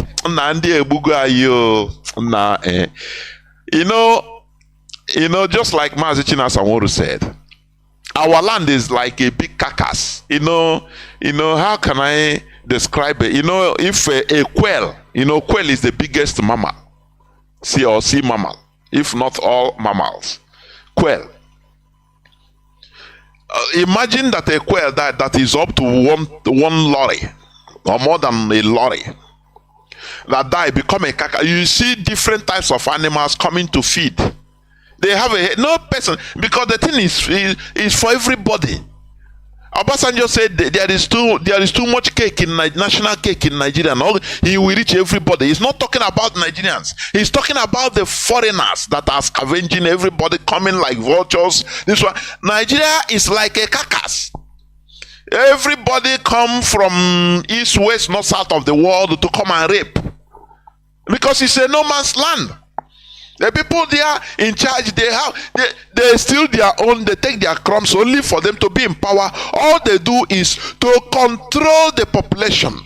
That is the only thing. That is why you see, sometimes I look at when you watch the Nigerian police, no other place in the world you see police, they are going to arrest an old woman of 1900 years. They carry gun.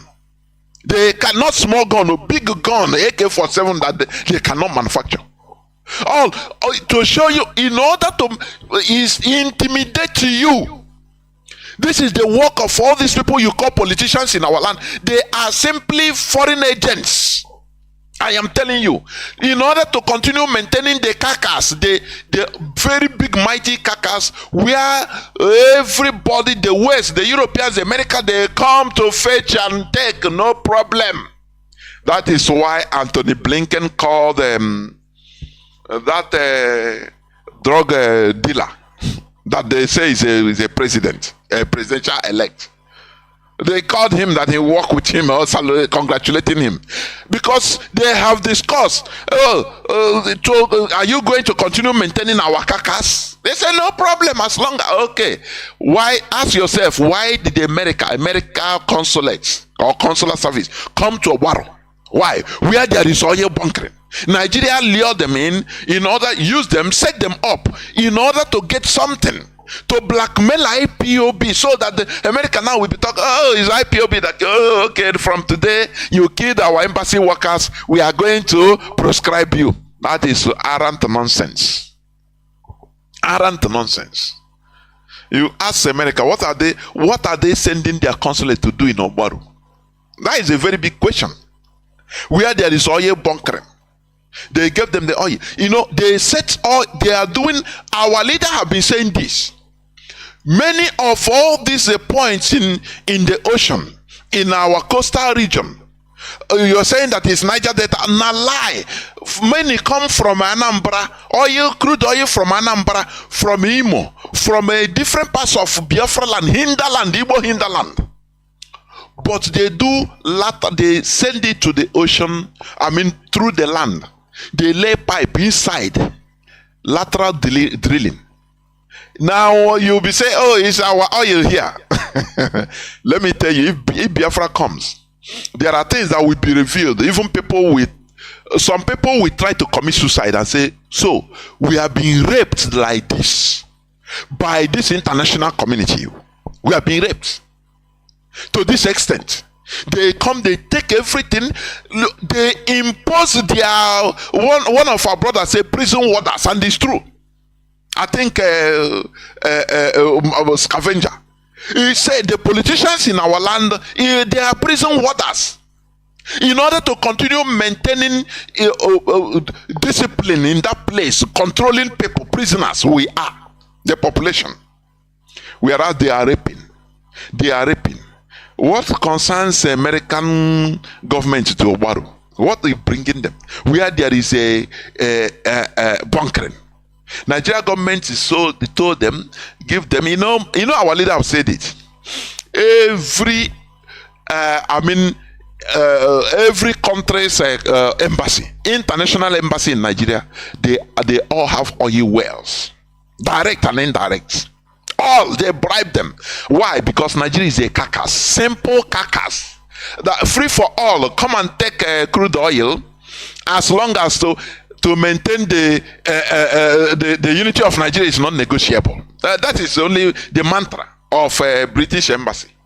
No, we maintain the Nigeria.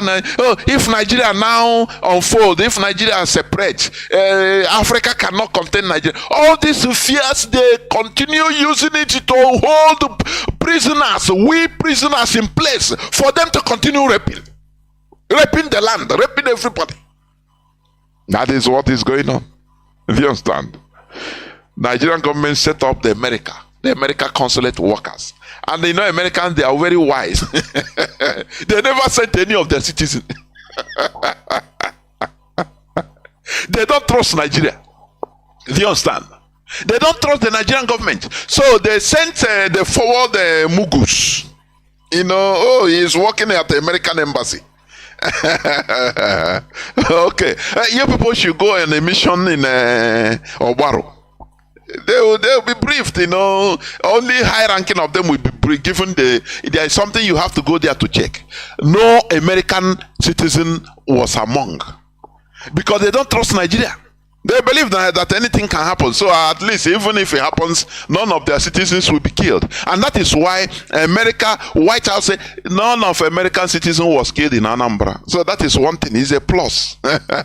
America valued with one because of one American citizen, they can go to war. So they sent they call them the expendables. Go.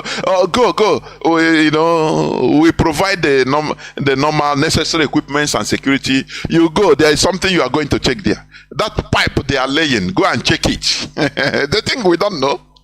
Go and check it. And they went to Nigeria informed, they ambushed them. Nigeria government ambushed the same people. They want to use one stone to kill two birds. To pretend to American government, we are good people, we are good, we are giving you crude oil for free. Come and check it.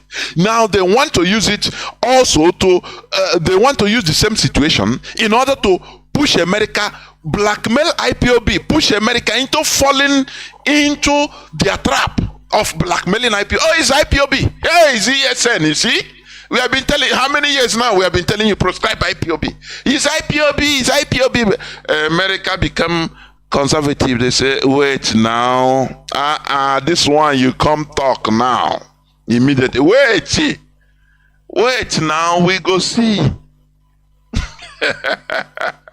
Nigeria, you know the Fulani Caliphate. They are not patient. No matter what, they will behave who they are. They don't even, if these are people that are even mature, they will not even call any name. They will do as if for many days they would behave as if they are doing investigation. No, we don't know. We don't call anybody yet. Let us do investigation and see. Maybe after 1 week, they'll say we have done it. They will do their abracadabra and still bring out some prisoners and confess, say we have caught them. They are ESN. But immediately the thing happen is the way it's in them in their hearts. Because that is pre-planned. It was pre-planned. So immediately happen. Oh, it's IPOB. It's ESN. America, do you see it?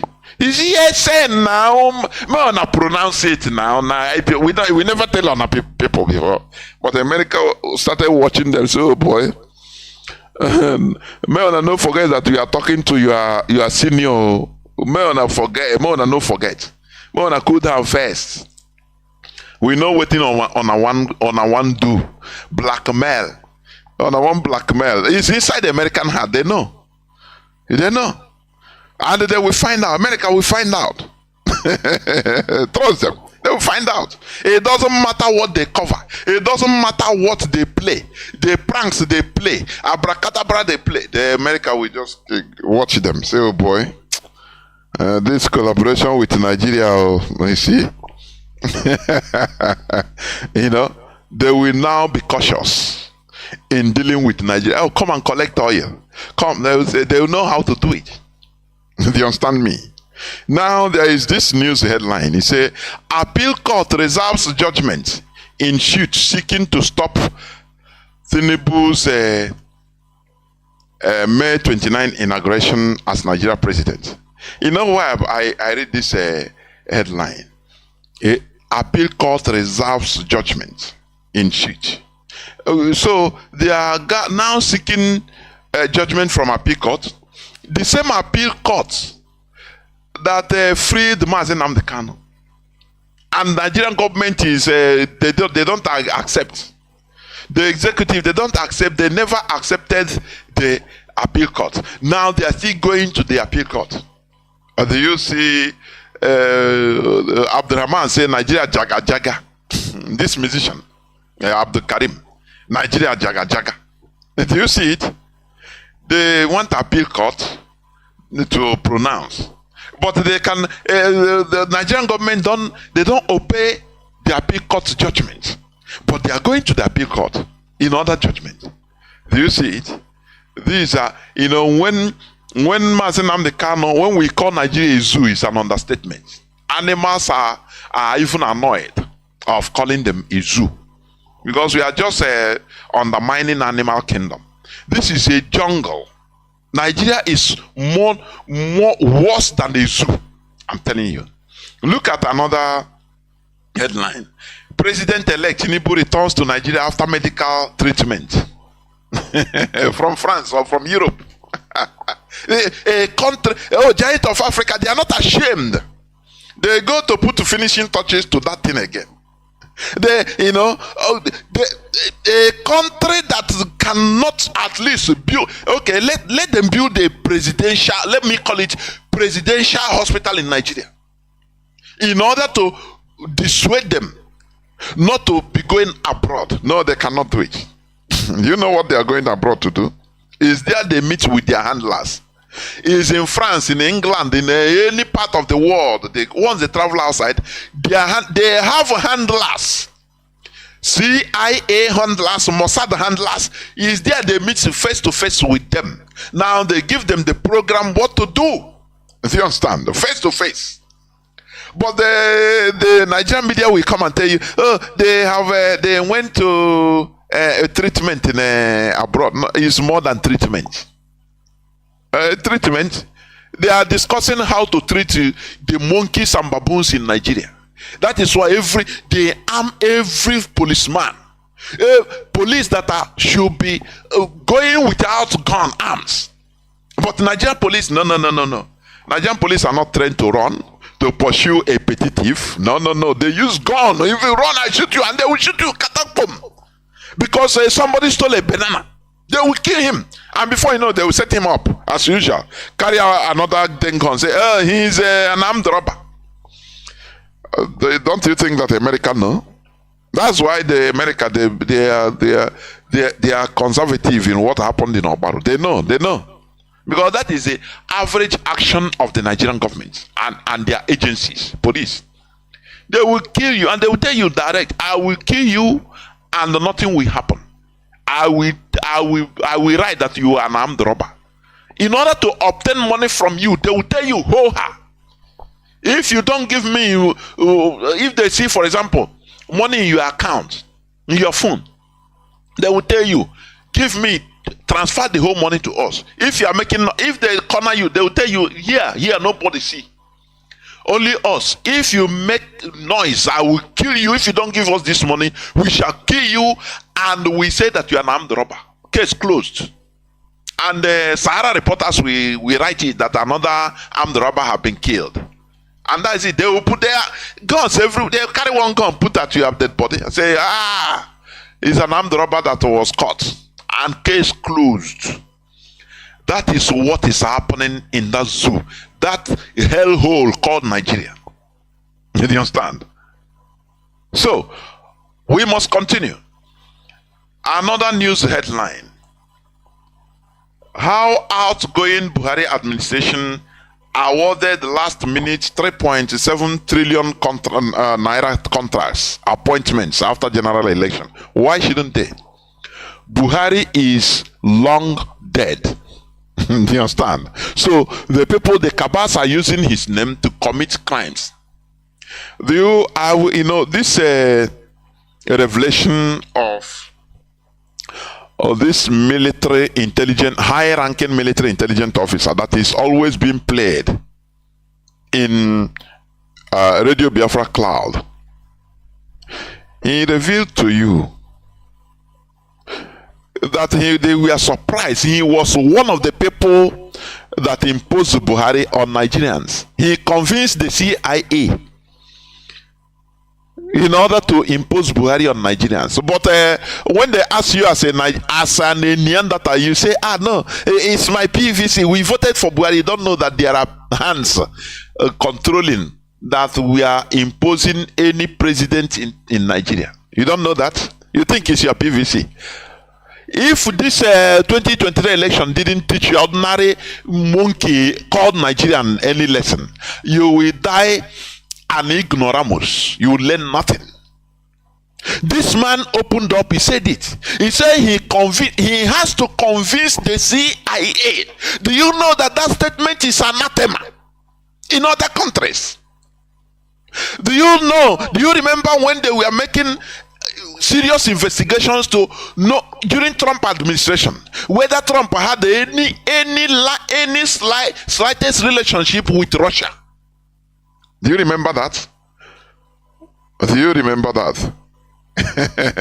What of Joe Biden? His son with Ukraine, in Ukraine. They investigated because that is a sovereign country. But in your own, you take it as normal. No, now we are Nigeria, we are still, So the man explained openly that he is one of the people that convinced the CIA to impose Buhari on Nigerians. But for you as a primitive Neanderthal, you believe that you voted, is your vote that they use. Oh God Almighty. Sometimes I say, if I have nuclear weapon, I will wipe out Nigeria. I'll make it if I have that power, before God and man, is a waste of space. The people there are disgusting. They will hear something that other countries of this world will hear, and if it is another country, this thing will bring a revolution. The people will run outside, go and kill the whole politicians, pursue them.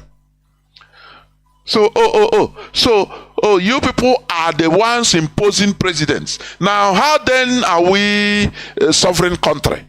Territorial integrity of Nigeria. What is your territorial integrity? Whereby your president is being imposed by the CIA, by the Mossad, by foreigners, and you are not ashamed. When you go outside, you start crying for maltreatment. You don't give me. You are discriminating against me. Is it because I'm a Nigerian? Yes, because you are a Neanderthal. You suppose every Nigerian in Europe and America, you're supposed to be going on your knees everywhere. Maybe white people are listening to me. See any Nigerian in your country, treat him like a slave, because that is what he is. I'm telling you. He's not equal. They impose the presidents on him, but then he come out to say, take your PVC that we are voting in. He's in position. They impose the presidents on him, on everybody. Do you understand? He said that he opened his mouth.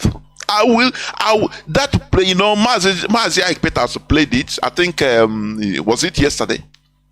I will be playing it for you to that he has to even convince the CIA. Do you know what it means? And you see 200 and something million people are sitting quiet. Oh, we are getting our PVC to vote for somebody. You don't know that at the secret people are imposing the president, who they are agents on you. And you are calling yourself that you are a human being. You call human being with a European, with a white person? No, you are not.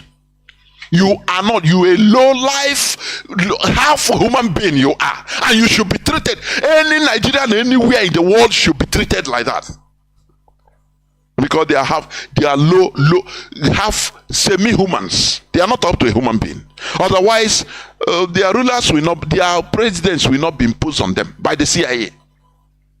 It's open. It's not. Had it been, it's hidden more, but it's open, and they cannot do nothing. None of them. No. Everybody continues as if things are okay, that nothing is happening, because people want their personal blessing. Oh, run for your personal. What are you thinking for? Oh, now you can change something. I beg, go for your personal blessing. Oh, no.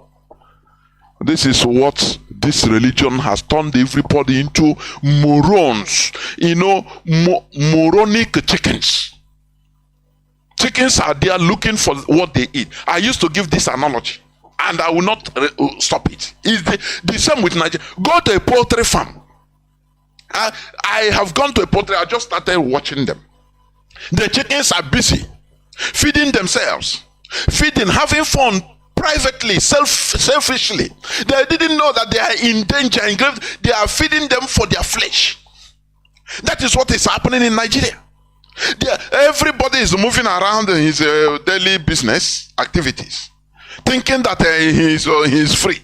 He don't know that the same way chickens think that they are eating the feed every time, eating and shitting, eating, being happy.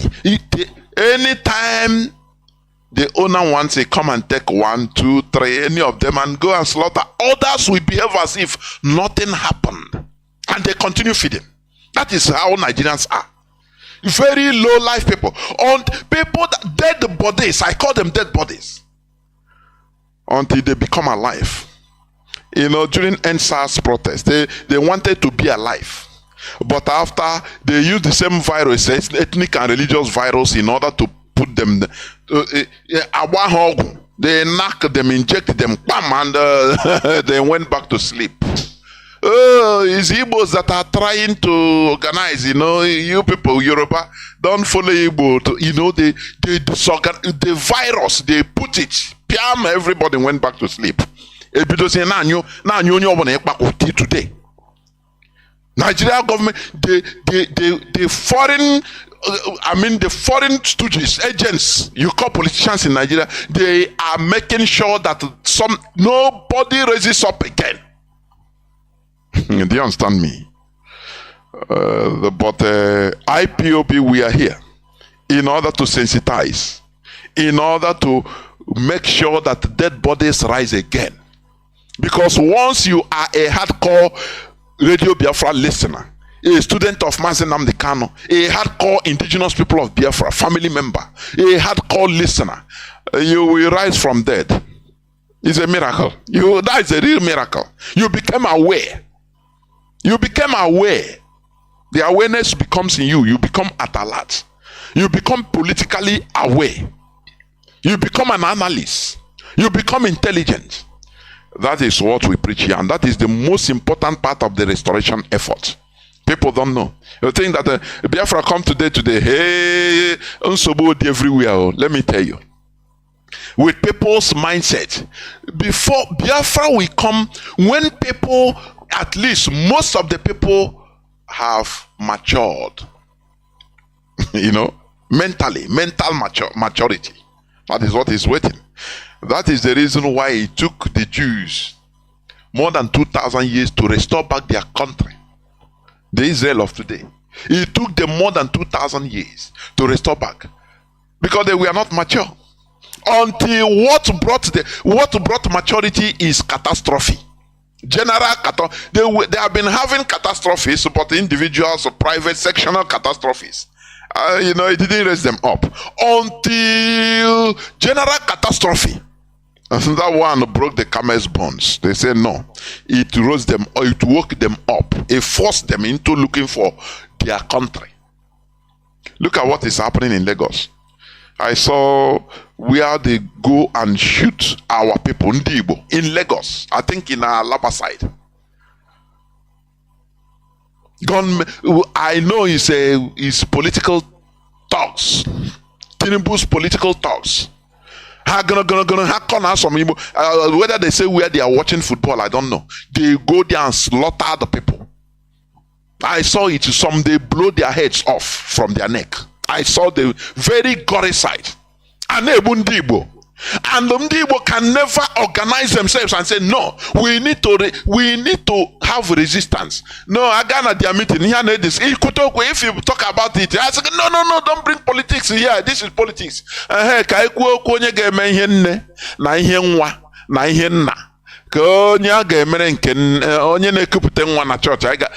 is only the very stupid, gullible set of people I've never seen. Before the struggle, I fell to that propaganda that the Igbos are smart. Now we are the smartest people. We are very wise. But now I know that the Igbos are the most gullible set of people in that contraption called Nigeria. I am telling you honestly. People that cannot organize themselves in order to resist, to do something and say amen to it and do it. No way. Very primitive. It's a primitive. I used to mention it.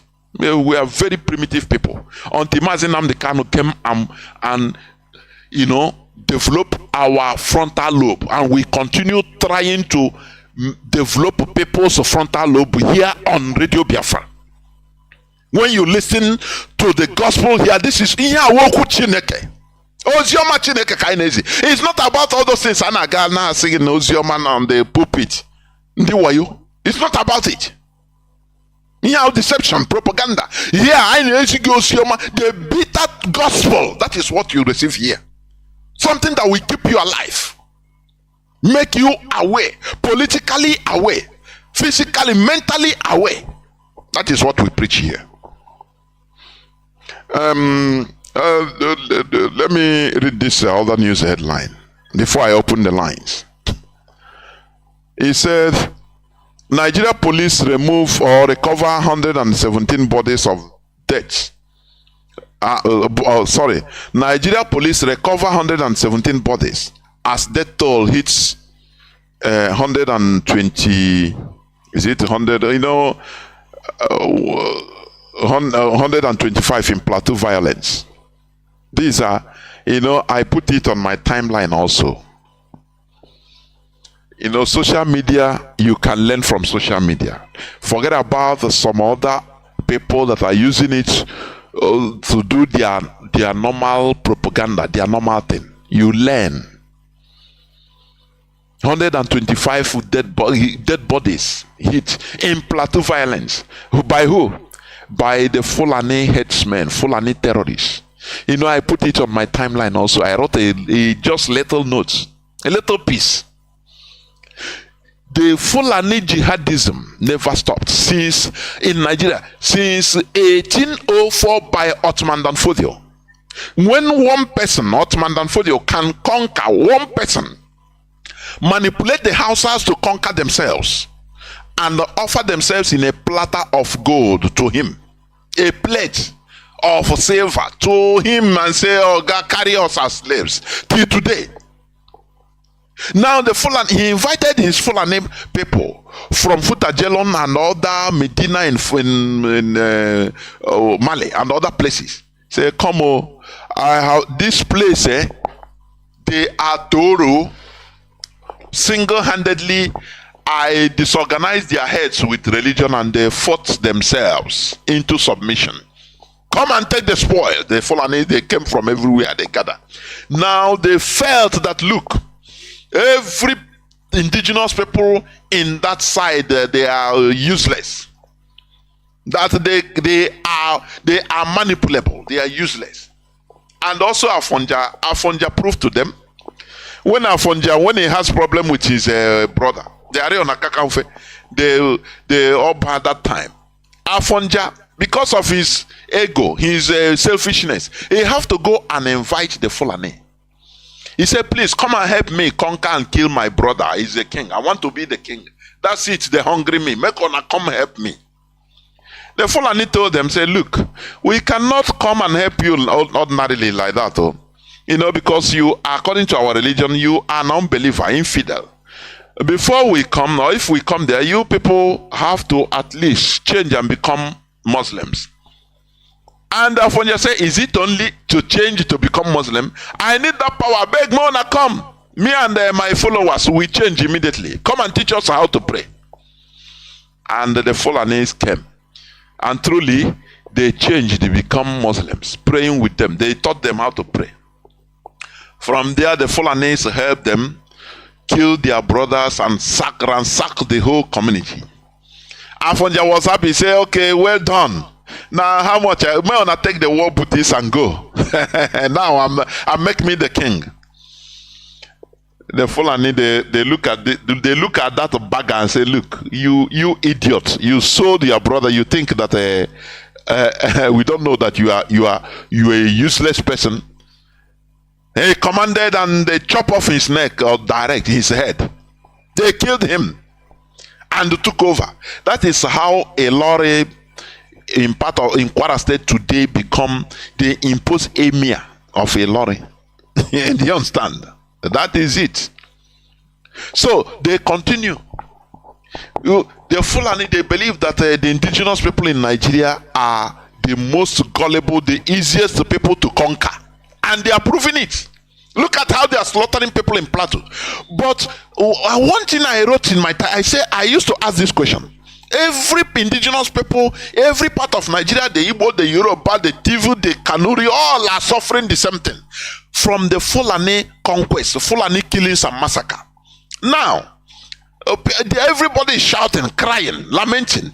Why not join hands together, the indigenous people, in order to resist and pursue this Fulani? They are no way. Igbo man will dominate. Why will we join IPOB? No, Igbo man. Hey, they instead let Fulani take over everything. Do you see the stupidity? Do you see the reason why only a handful of Europeans take over Black Africa? They will come, one European will carry 5,000 Africans, Black Africans, give them gun and say, you use them to go and conquer, take over, fight other Black African countries into submission. Instead of turning to use that gun to kill that their commander. No, he's feeding now. He's feeding us. So he is the person paying us. The same thing that is happening in Nigeria today. The policemen, they are being owed. The military, they are being owed salaries. Instead of them to turn their gun against those that are owing them salaries, no, they will go on the street, start molesting miserable people like them on the street. Is it not the same thing? Is it not the same thing, please? Tell me what have changed. Nothing. So they are killing people in every time. Go on that fought and delivered Biafra to Nigeria. Do you know that the people that fought, not the Fulani, during the Biafra war, the people that slaughtered Biafrans are the middle belters? Let me tell you, they are the foot soldiers. And the Yoruba people, we are the foot soldiers. The Fulani, they are not on ground. They don't have this thing to fight Biafra. Never. They don't have they are just on top commanding, very few of them, like Buhari them. They are not on ground. They use them. As Ahmad Bello said that they are going to use them as willing tools. They use them, and today they are slaughtering them. Instead of for people to gather together, the indigenous population, and say, enough of all this nonsense against one set of people, the Fulani, very tiny group. They are using Nigeria state apparatus in order to commit their crimes. But when people gather, I'm telling you, they become powerless. But instead, no, you will see they are killing people in Plateau. Military, you will see even military officials that carry gun in Plateau. They are from Middle Belt, Plateau, different other indigenous people in the Middle Belt, because there are many of them. Now they will carry guns. They no, come and help your brothers now. Wait, oh, they are killing. No, they will never get order from above. You see hundreds and thousands of soldiers that have gone. No, they are killing their people. They say no. They are calling them, come and help. But they are full and naked. No, they are waiting for order from above to come to authorize them to go. Fella say zombie no they go unless they tell them go. These are they will kill their brothers, their father, their mother. They are waiting for order to go and defend. This is why the Europeans or white people, they are wise. This is their character. You know what changes the Europeans' character is enlightenment. Let me tell you, we are not born like this, or right from beginning, or created like this, right from. No. It is enlightenment. The same enlightenment gospel you are listening in Radio Biafra is what changed the Europeans. They start behaving the way they are behaving because it has been a long time. So they continue training them. Imagine, I used to hear some people, oh, white people are more better, are good. Yes, it's true, but it's not naturally so. I want people to understand me. They are products of revolutions, enlightenment, awakening. Hundreds of years of grassroots teaching that dishonesty is not good. That right from kindergarten, a baby is being taught to be honest. A baby is being taught to be loyal to his country, to his nation, to love his nation more than his parents. What do you think? If you ever find out that his father wants to cheat his country as a public servant, he himself as a baby of 10 years, he will call the cops, say no, my father is, because that is what he is being taught, honesty in school. That is what I'm saying. It is not religion that can change people, it is law and awakening. The preaching of law backed up with law. The educational system is what changes people. Do you know that? So when you see the white people, they are honest. Some of them, they will come, they talk, no matter what, they will become honest. It is the education they received, their father received, they passed down to their father passed down to them. Educational system, they go to school is what they taught them. To be honest, to be straightforward, to talk out. If you are talking to somebody, look at his eyes, be bold in talking. Do not fear, because the law is with you. As long as law is with you, do not fear. That is what they are being taught. That is what changed they changed their character, their nomenclature. It became part of them. But in our own land, in our own selves, black race, we never attain that mental awakening and renaissance. That is what is happening today. We are trying to imbibe, so that when Biafra come now, we start teaching in our curriculum, both kindergarten, both primary, secondary. We'll be teaching honesty. It become a subject. Everybody must, you serve your country, you become very, very passionate for your country. Any person that you see that is trying to sabotage, maybe like there is this is it iron that is being used at the roadside. I could remember. I could still remember when that iron was a hot cake. They are stealing it on roads, express roads. All these irons, they will lose it and sell it to welders. I know, I saw it with my crocodile eyes. Because there is a well that is beside our house. He used to, when he come in the night, they will bring it in the night. That time we are small, say, now wow, he said, now business. So, but with a mental, with awakening, and with all this passionate, being passionate for your country.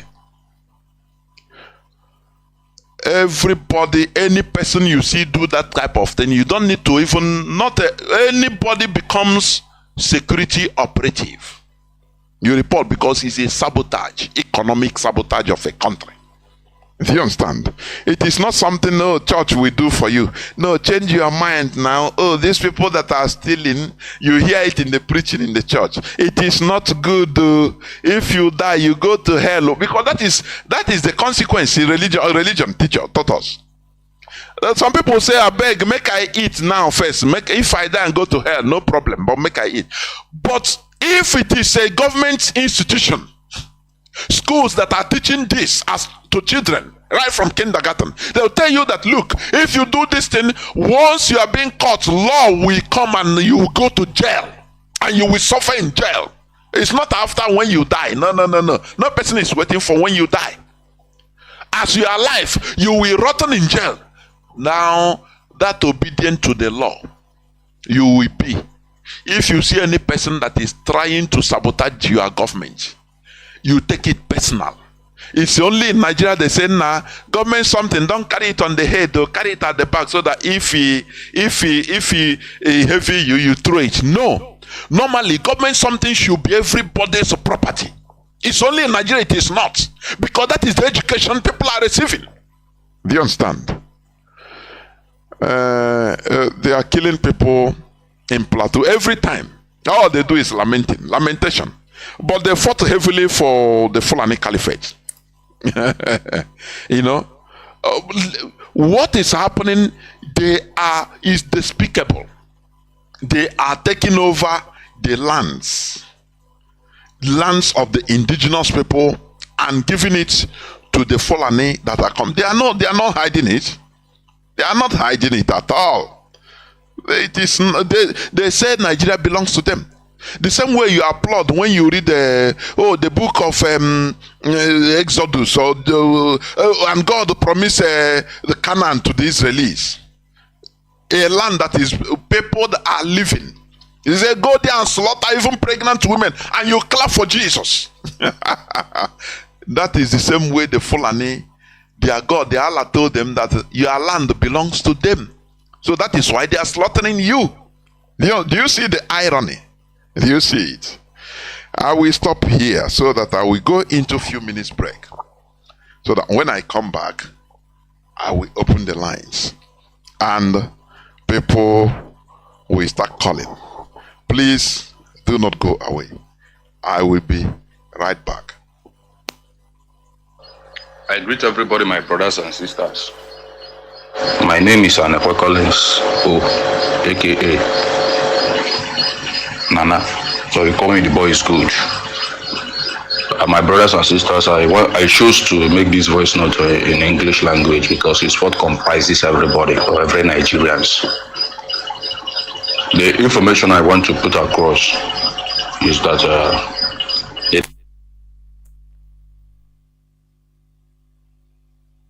I greet everybody, my brothers and sisters. My name is Anekwe Collins, aka Nana, so you call me the boy is good. My brothers and sisters, I chose to make this voice note in English language because it's what comprises everybody, or every Nigerians. The information I want to put across is that the discrimination which we have been long suffering, or part of region in our country has been suffering in Nigeria, have extended its ground to India. I don't know about other countries. I'm saying this thing to the hearing of our ASCA executives, or whoever that it may concern, because it's teaching time, they say sales 9. I am a student of Shada University, Greater Noida, if you know it. A master student of political science. My My registration number is 2021. My system ID, is 2021 821168. 2021 821168. MSc Masters, Chada University, Greater Noida. I came across something that is quite is completely quite devastated and appalling. I went to International Division to do something, and I decided to discuss things in regards to admissions and others with them, because I'm almost through with my studies and planning to go back to Nigeria. To my greatest surprise, I was opportune to meet direct with the head of International Divisions. And during the course of my conversation with him, he made something very remarkable. That people from southeast Nigeria, southern part of Nigeria, you can't come to India unless you've paid your acceptance fee, paid your complete school fees, before you can exceed to embassy to get your visa before coming up to here. The people in the north, you can just pay $500 and come over. I asked why. The same country, the same citizens, or is there anything different from south and north or whatever? Do you do that in your country? I was bold enough to how this is in politics is the concept of inequality in the same country. How can you be doing that? The man practically told me that it is not his fault. That is an instruction from ambassador. I said, what? He said that is the instruction. That is the order they got from the embassy. I left that place with tears.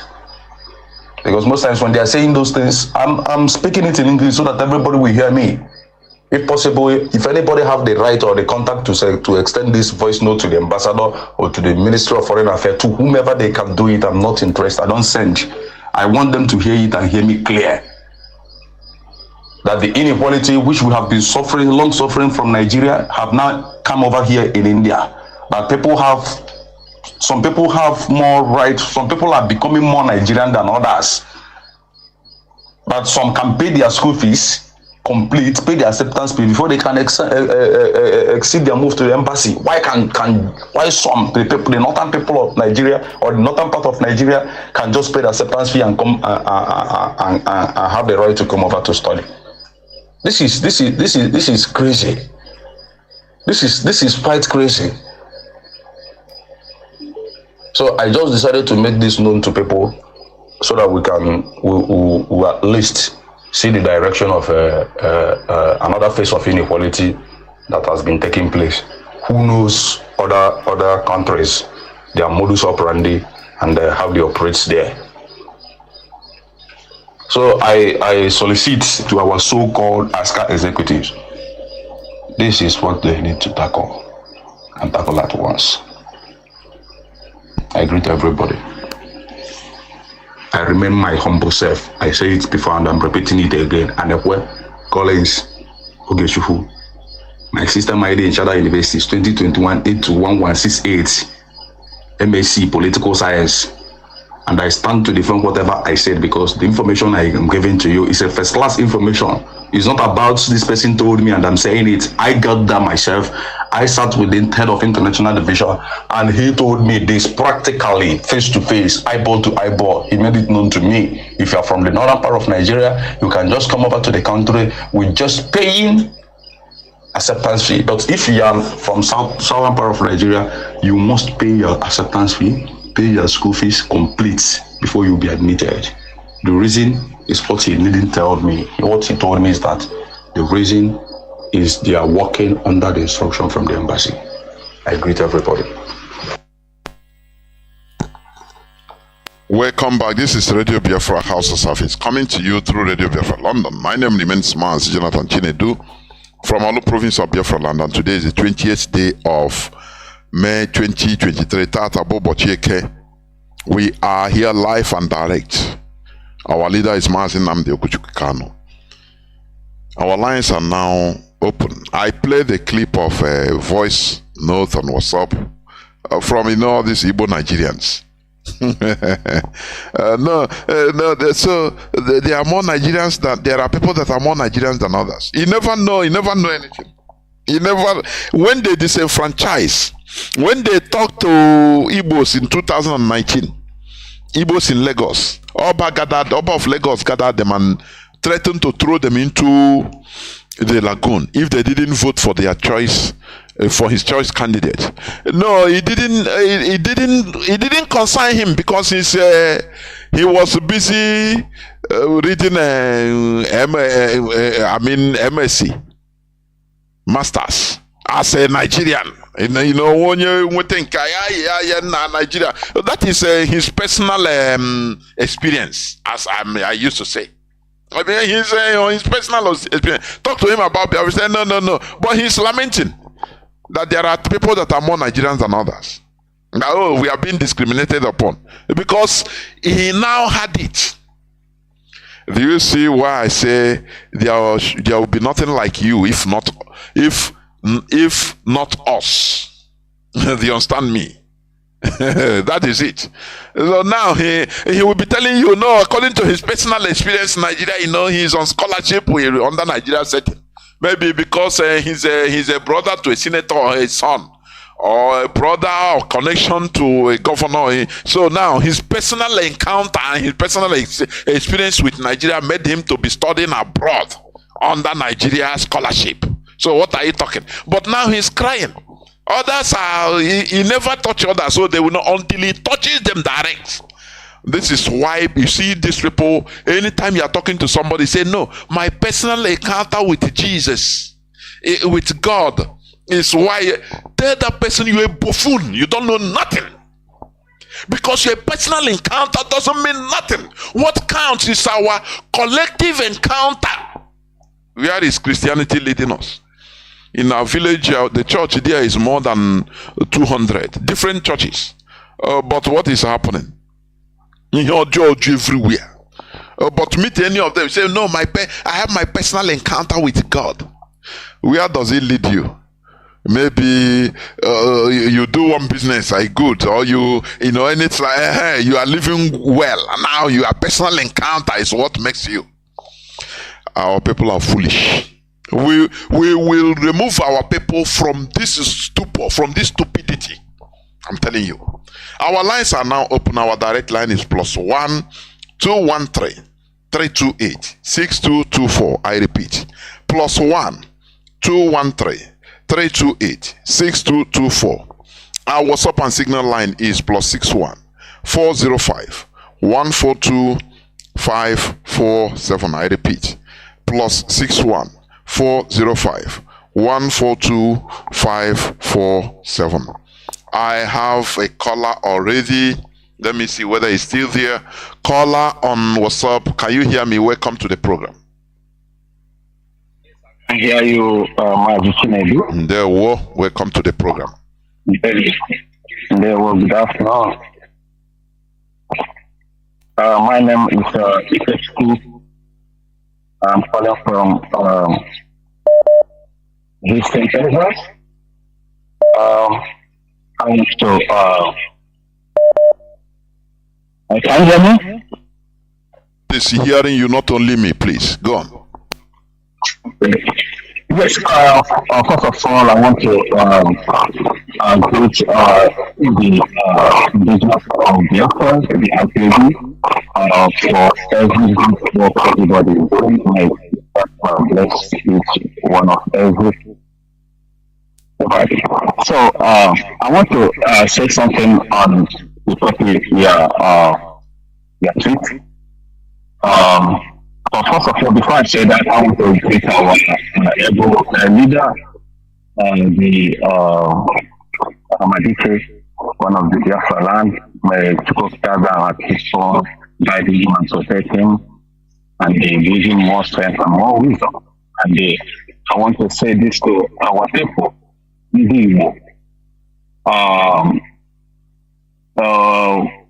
have to come together and get this Biafra. This Biafra is not for Mazi and Kanu, whether it is for his family. will exist only for the members of the director of state. It's for everyone. And we have to stop the envy. You cannot be like Mazi Nnamdi Kanu. Mazi Nnamdi Kanu is Mazi Nnamdi Kanu. It's not true. It's only one Mazi Nnamdi Kanu. Nobody can be like him again. It's God sent to us to liberate us and to give us the freedom that we have been looking. So, like, let's go back to what you're saying about what is going on. Like this country we are, I was discussing with my wife. These people don't obey. What they obey is the law. The law. Anybody that has said no what I'm saying. Even they don't go to church.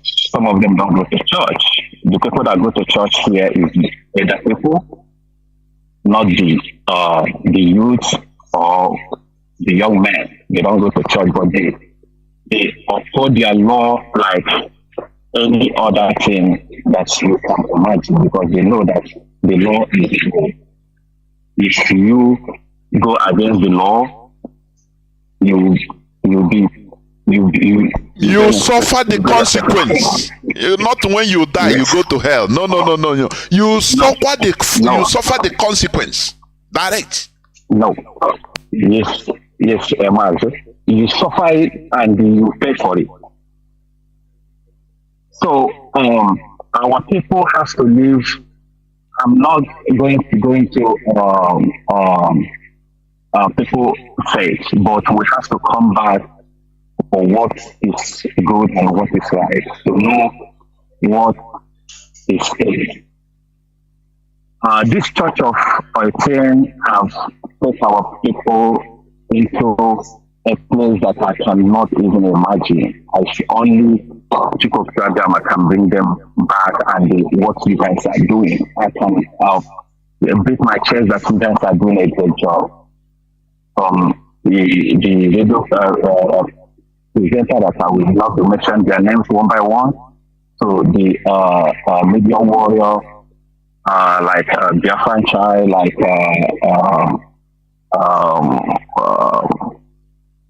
I cannot mention all of them, but they are doing a great job. So I say you guys continue doing what you guys are doing. And then what I have to say again is that the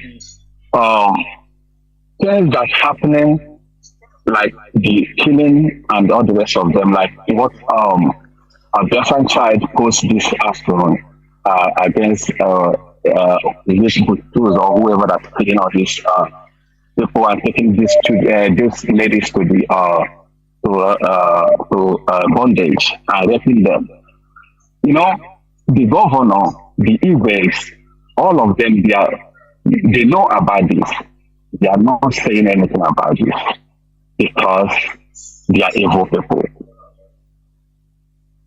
You know, I don't see the reason why this kind of thing will be happening in the land where that they have a governor, they have Igwes, they have village heads, they have elders, and the people will continue doing this evil every day and in this country because all of them are evil people. So, Mazi Chinedu, I have to say that what she is saying is reality. The advice country obey is the law of the land. Yes, they know that they have the supreme God, but the law of the land governs every other thing. If you go contrary to that, you get yourself in trouble. The voice note you played, what the young man said is 100% true. I have had such experience here. I was looking for my profession. I was looking for a job here, and I applied for a job. Guess what? This job affected with so-called Jagaban, the people that are making the oil in our land, they refuse me that job. I don't want to call that name because they know that it's me. I don't want to escalate it. They refuse me after.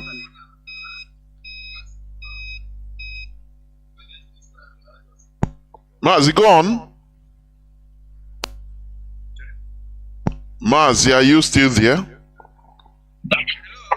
Yes, I'm here. That is the end of that opportunity. So what the young man is saying is 100% true. That is what is going on in every sectors that you may have opportunity to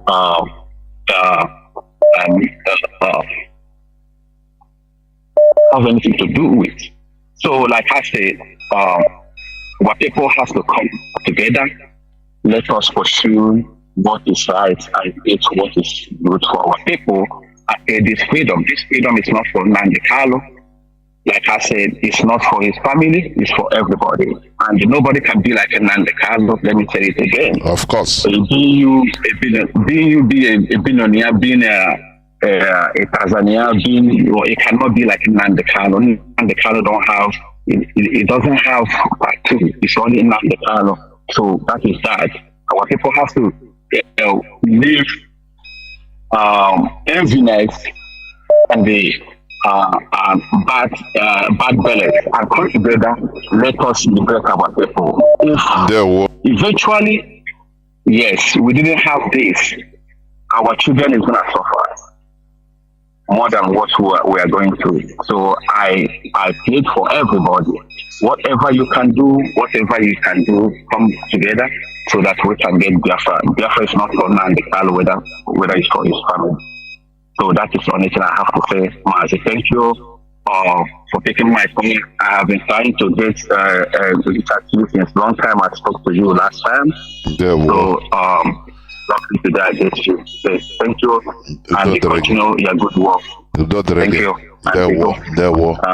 Thank you very much. We must continue preaching the gospel. You know, the guy, he touched him directly. He had it from the instruction from an Indian man. So he touched him directly. That's why he believed. Mazi Nnamdi Kanu have been shouting it right from time.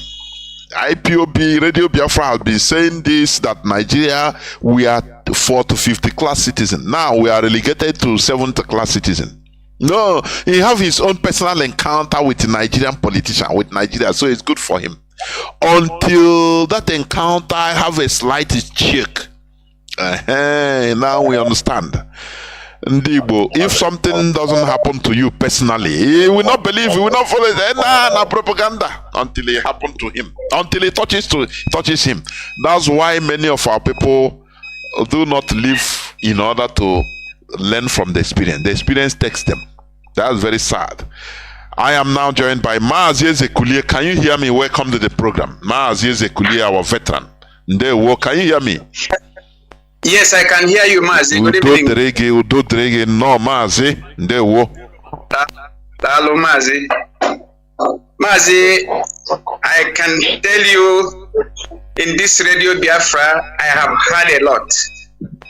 You see, there is nothing that has not been said in this radio from the day Mazi Nnamdi Kanu started broadcasting here, and then the people that took over after his extraordinary rendition to Nigeria, they have said almost everything except those who are hardened in the heart that doesn't want to listen to this radio and be able to understand what is happening in Biafra land and what is happening to Ndibo and what is happening to ordinary Nigerians, the so-called Nigerians. So much is happening. Mazi, I'm very saddened each time I listen to the news of what is happening in Nigeria and what is happening, that Nigeria government will go and kill just to make a point. You go and kill to make a point. You go and kill to blackmail. You go and kill a life you cannot give. A life you cannot make. You go and organize people and kill them just to blackmail a people that are fighting for their self-determination, for their independence as a people, as a human being. You just go and kill so many people just to blackmail them. I can't understand. Mazi, I'm very, very saddened. Look at what is happening in Jos. It did not start today.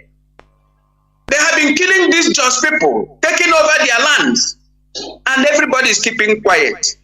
Politicians want to become Senate president, vice president, and the commissioner, and the minister. That is all that is in their interest of, not for the life of their own people. It's very unfortunate. I don't want to waste too much of your time because I don't know. As Nnamdi here,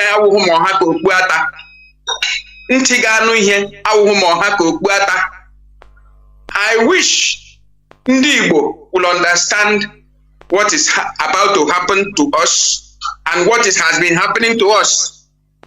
So much has happened to Ndi Igbo, and more is about to happen. Now we have lost everything. We have followed sheepishly to a man, a con man, and he had led us to Golgotha once again. I've been shouting. Long time when that man came in, when he went to number 10 Downing Street and took picture there, I said, this man is about to lead Ndi Igbo to Golgotha. May he alone end up in this Golgotha. And now he has finally succeeded in taking us to Golgotha. He has finally succeeded.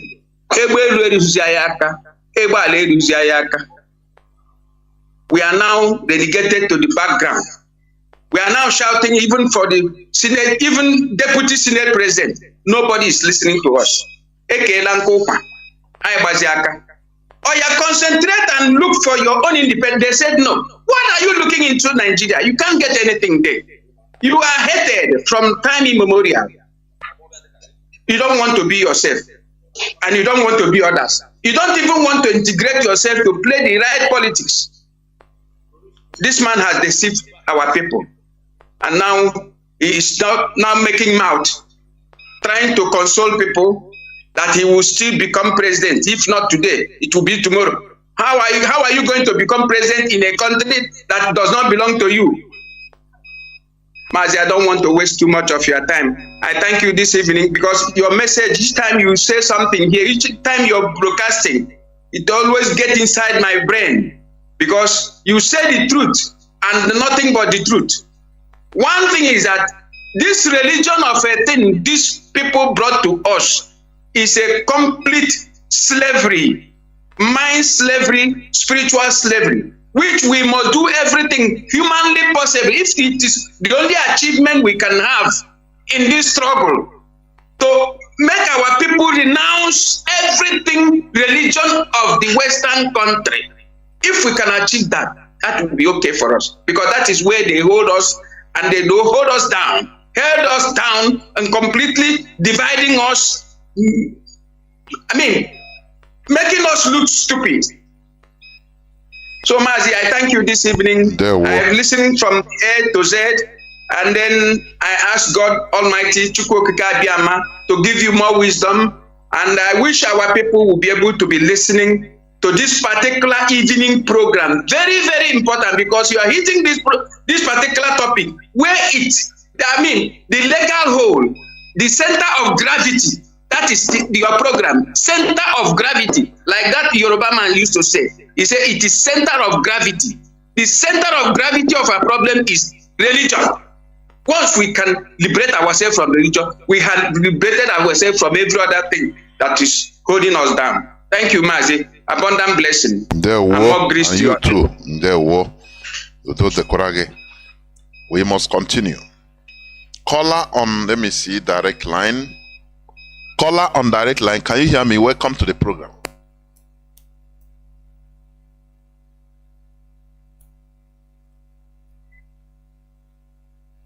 Akebo, ihe na mgbe ọbụla ị na-agwa ya okwu anyị na-anụ ihe ị na-ekwu.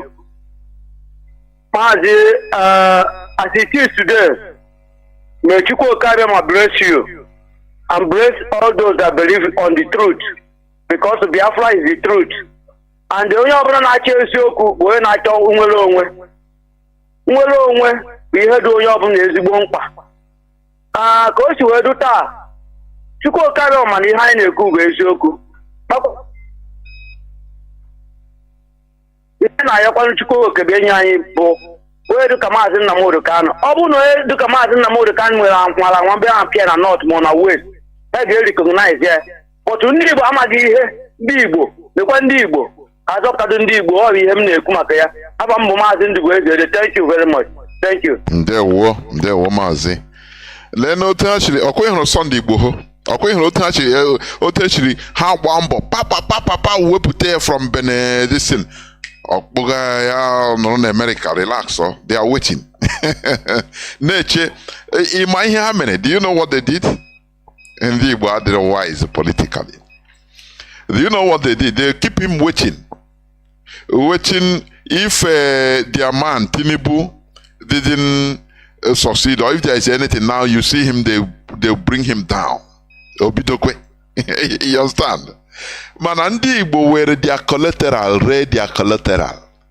And today, nothing. Igbo politicians are nothing. The Fulani, they call them, say they are businessmen looking for who to, where to scavenge. Igbo politicians, they don't regard them.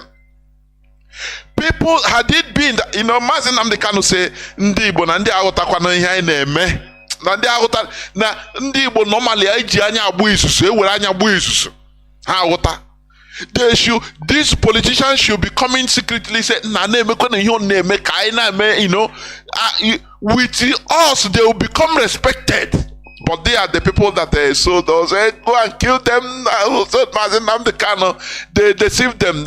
Why should we call deceiving? Are they babies they should deceive? It is them that deceive themselves.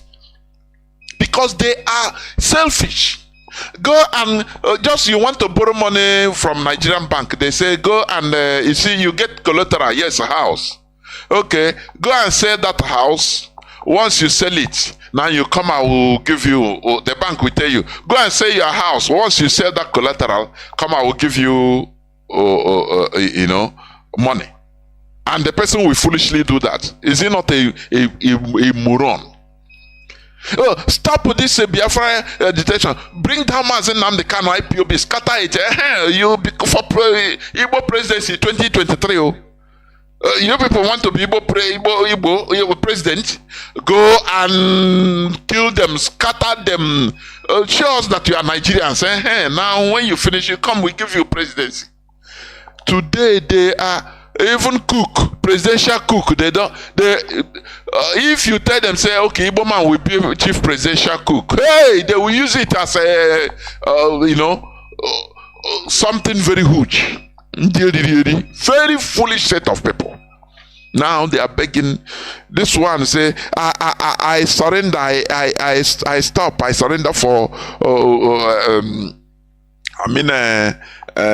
speaker, Senate presidency or Senate speaker is Akpabio now. Okay, I remove myself for him. Imagine that Akpabio is a core Igbo man from a Boni or from Anambra like him. He will fight. Make sure. Do you know who? I don't know. Instead of him, he said, "Let us scatter." Ndia Brono. Think bringing renditioning Mazi Nnamdi Kanu, sponsoring killing IPOB will make you have Igbo presidency. The Fulani they see you as the most stupid set of people on earth. The politicians. As Mazi Ezekulie said, these are not politicians, they are just businessmen. Nothing more. They are. I have callers waiting. I have a caller that has been here. Caller on Signal. Call on WhatsApp, please hold on. I'll come to you. Call on Signal, please go on. 16 minutes. Caller on. There, good evening, Mazi Jonathan. Udo Drege Mazi. Man, I'm moving funny. I'm calling for my location. Mazi Fine is calling for his location. There, Mazi, thank you for your topic this night. I want to ensure to tell my people that if you are not listening to Radio Biafra this night, you are missing a lot. You are missing a lot of things. Mazi Jonathan, first of all, I thank our leader Mazi Nnamdi who established this what am I going to call the Biafra? All university in the world, which I'm one of the students of Radio Biafra. I thank our HODs. May God bless all of you people. I want to tell my people that IPOB is here to save you people. And whatever also you can with Mary Moiga deserve now IPOB. And our leader Mazi Nnamdi is the Jesus Christ that I know, which I'm witnessing that is the Jesus Christ which I know in this my present time. I don't have any other Jesus Christ. Not the one that the white people concocted and bring to us. You see that our brother that is crying on the voice notes. Where was that our brother when one of our people will take WAEC? People from the north will be having little mark. Why our people will be having higher mark before you enter unity? No, you don't see it as anything. Zoo country. No, Mazi, he didn't see it as anything. No, he didn't see it as anything. Him that time? He has his personal experience. Don't mind him. Don't mind him because now he not be affecting him. His own personal ambition has been affected. That's why he's not crying out. Where is that man? That man is a who did us this? That man is a fool by crying on social media. Why he did not notice this in earlier Mbebo that our people have been already marginalized and intimidated from all angles. Mazi, if you come to our land now, a bottle of beer now is almost 500 now. In a local restaurant, just in local beer parlor. Our people did not know what is about to come. That jihad is there now. They are now imposing that jihad in all our food. All those things that make us happy, they are now imposing that they are jihad. Mazi, as I'm talking to you now, go and buy Harlequin in a local restaurant in this Biafra land. You pay 700 naira. And the time shall come, if you want to buy a bottle of Harlequin, you pay 2,000 naira. By then, IPOB is the way, only the way that can save Igbo people. Let's join IPOB and support them, support the US, support our leader to liberate ourselves. Otherwise, that crying is a foul crying. It's just crying for nothing. Both your PhD, both your masters, all those things is rubbish in the zoo because you are not going to get anything. Mazi, in short, may God bless you. Let me stop here because if you allow me to speak, to start talking to our people, Mazi, I will use a language that they can never forget in their life. Who did us this? Mazi, may God bless you. Let me drop from here. May God bless you, Mazi. And you too. We are going home, whether they like it or not. In fact, Mazi, let me drop here. Let me drop here. This is the journey home. This is a very tedious journey. But mentally. Caller on WhatsApp. Can you hear me? Caller on WhatsApp. You have been here for 15 minutes. Caller on WhatsApp. Are you there? Yes, so Mazi Chinedu ekene. Udo de kwarage Mazi. Kene na mere ife, kene vi na mere ife. Asu udo Chineke dere gị nwanne m. Iya dị ka echi na echi ada agwụ. Tọbụrụ ije kuru mmiri ya akọ na ya. O nwere obodo ihe okwu chọrọ ikwu n'abalị a concern ihe nwanne anyị nwoke kwuru the voice note ifende ifere na-aga ikwu bụ ihe na-eme mere obodo a bụ India ọ na-eme ibi na street anyị nọ na nkịta abụ na onweghị ịkpọ India ọ bụ nwere onye ịma nọ na India na ịkpọ India kịta na New Delhi India ife na-eme ebe a kịta na onwezi ndị be anyị na-apụta iro dị ụtọ gịnị ndị ahụ na-akpọ ndị ahụ na-asị aska ha chekie ofuma ka ha mara ihe ha nwere ike ire ọ ndị aska connived with the ambassador of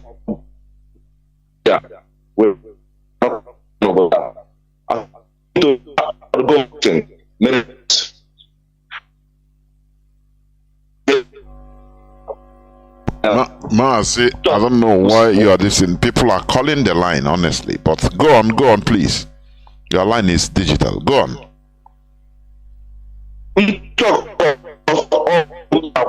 So, if you name my Siayanaka,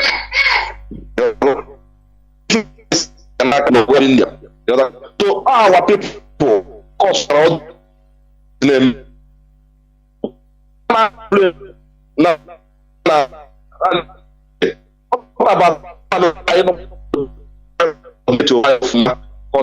Ask her on a path of corrupt through that street in India. I told me path of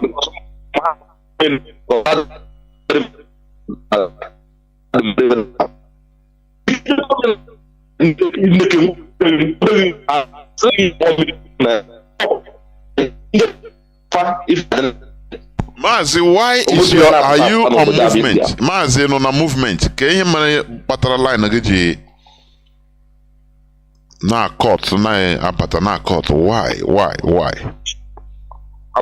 I'm not on a movement. I'm on a demo. She's going to after 2. I know. Just please keep all the phone steady. Please, it seems okay. You are shaking it.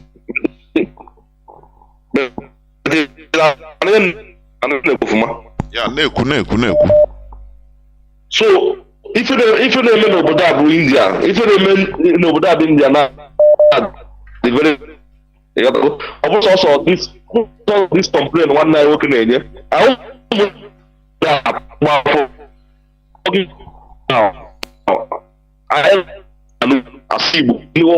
as Biafran. Ọ bụrụ na onye ịma nọ na dịrị ya kpọọ our national coordinator ka ọ kọwara ụlọ okuma afọ anyị na-ata n'obodo a na eji anyị akpa ego n'obodo ya our people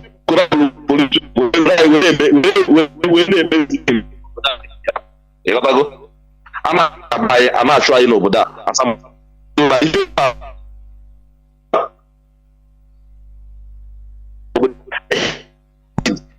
Mazi, thank you very much.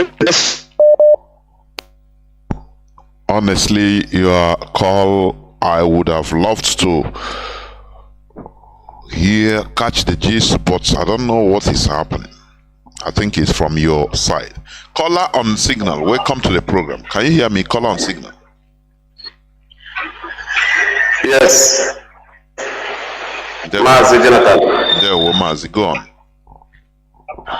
There we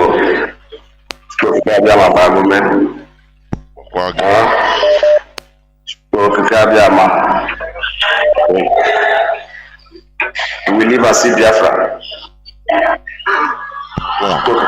Guide and protect our leader. Mazi Nnamdi Kanu, Amadike one, our savior. Without you, our identity will have gone. But I thank Chukwu Kabiama for sending you to us. Biafrans,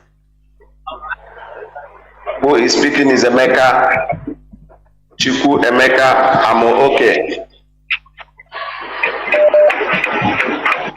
I am from Nsukka, Ibagwaka, in Enugu, Biafra land. Mazi Jonathan, I want to ask you this small question and you will answer me. What is the meaning of Chukwu Emeka Amo-Oke? Mazi Okwawa again now. Chukwu Emeka Amo-Oke. That is what I want Nigeria to know. That I know my boundary.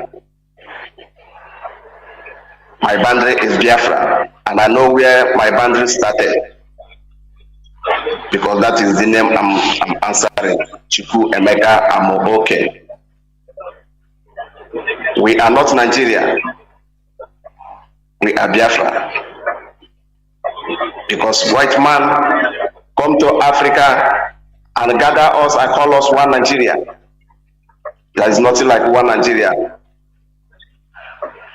Biafrans, without Biafra, we are finished. Nothing like Nigeria. Nothing like British in our land. We are Biafra. And I will continue to be a Biafra. Mazaloze.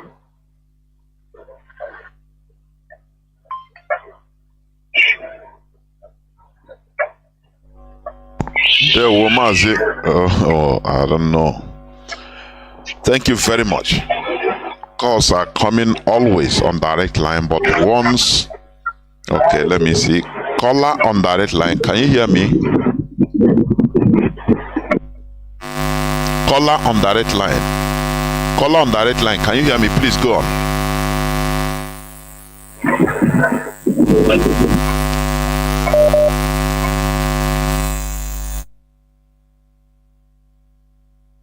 Caller on direct line, continue. Go on, please. Go on.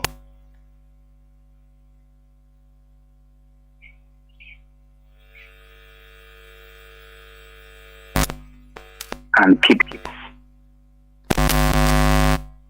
No, the line just cuts. I don't know. The line just cuts. Caller on WhatsApp, can you hear me? Welcome to the program. Go on, please, as we are gradually winding down towards the end of the program. Caller on WhatsApp, can you hear me? Go on, please.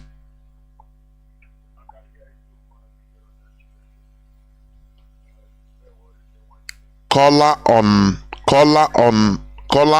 WhatsApp, please go on. Caller on WhatsApp.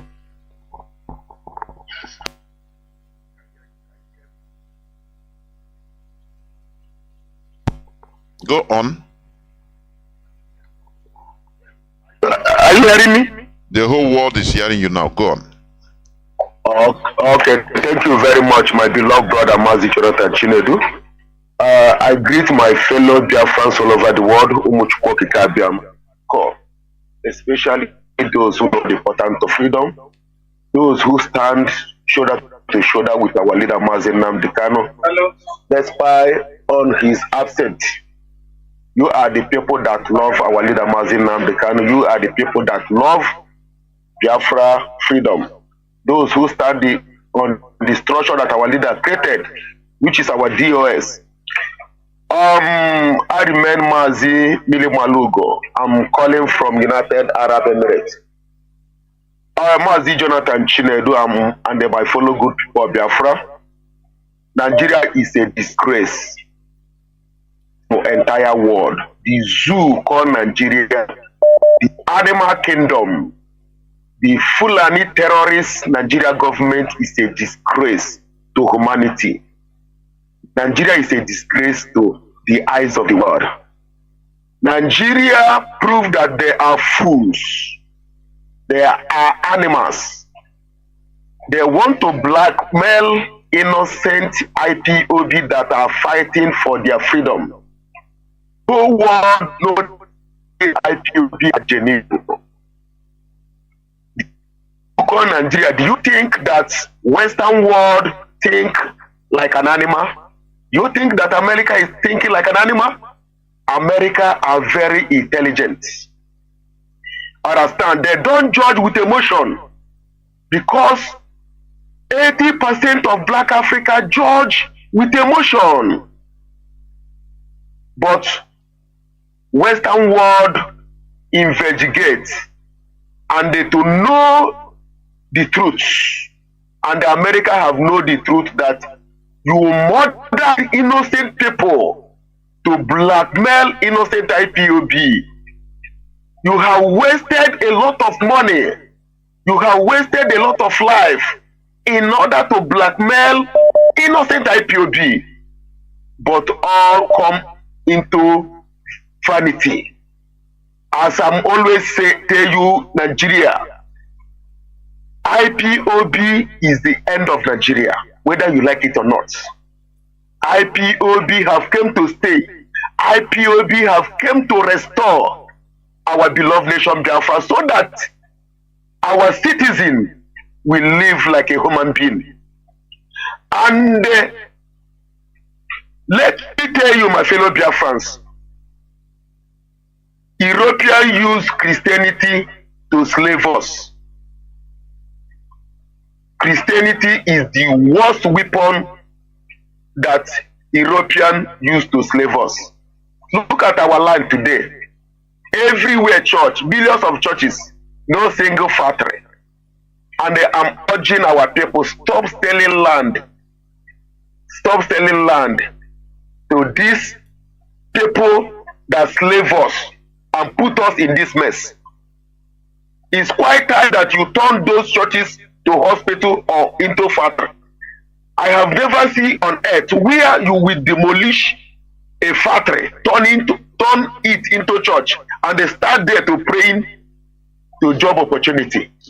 I have never seen. Only in the black people life I have seen this. Black people will be praying to a transformer that spoil, praying for Jesus to come and repair transformer to them. Black people will praying for the place that is burning,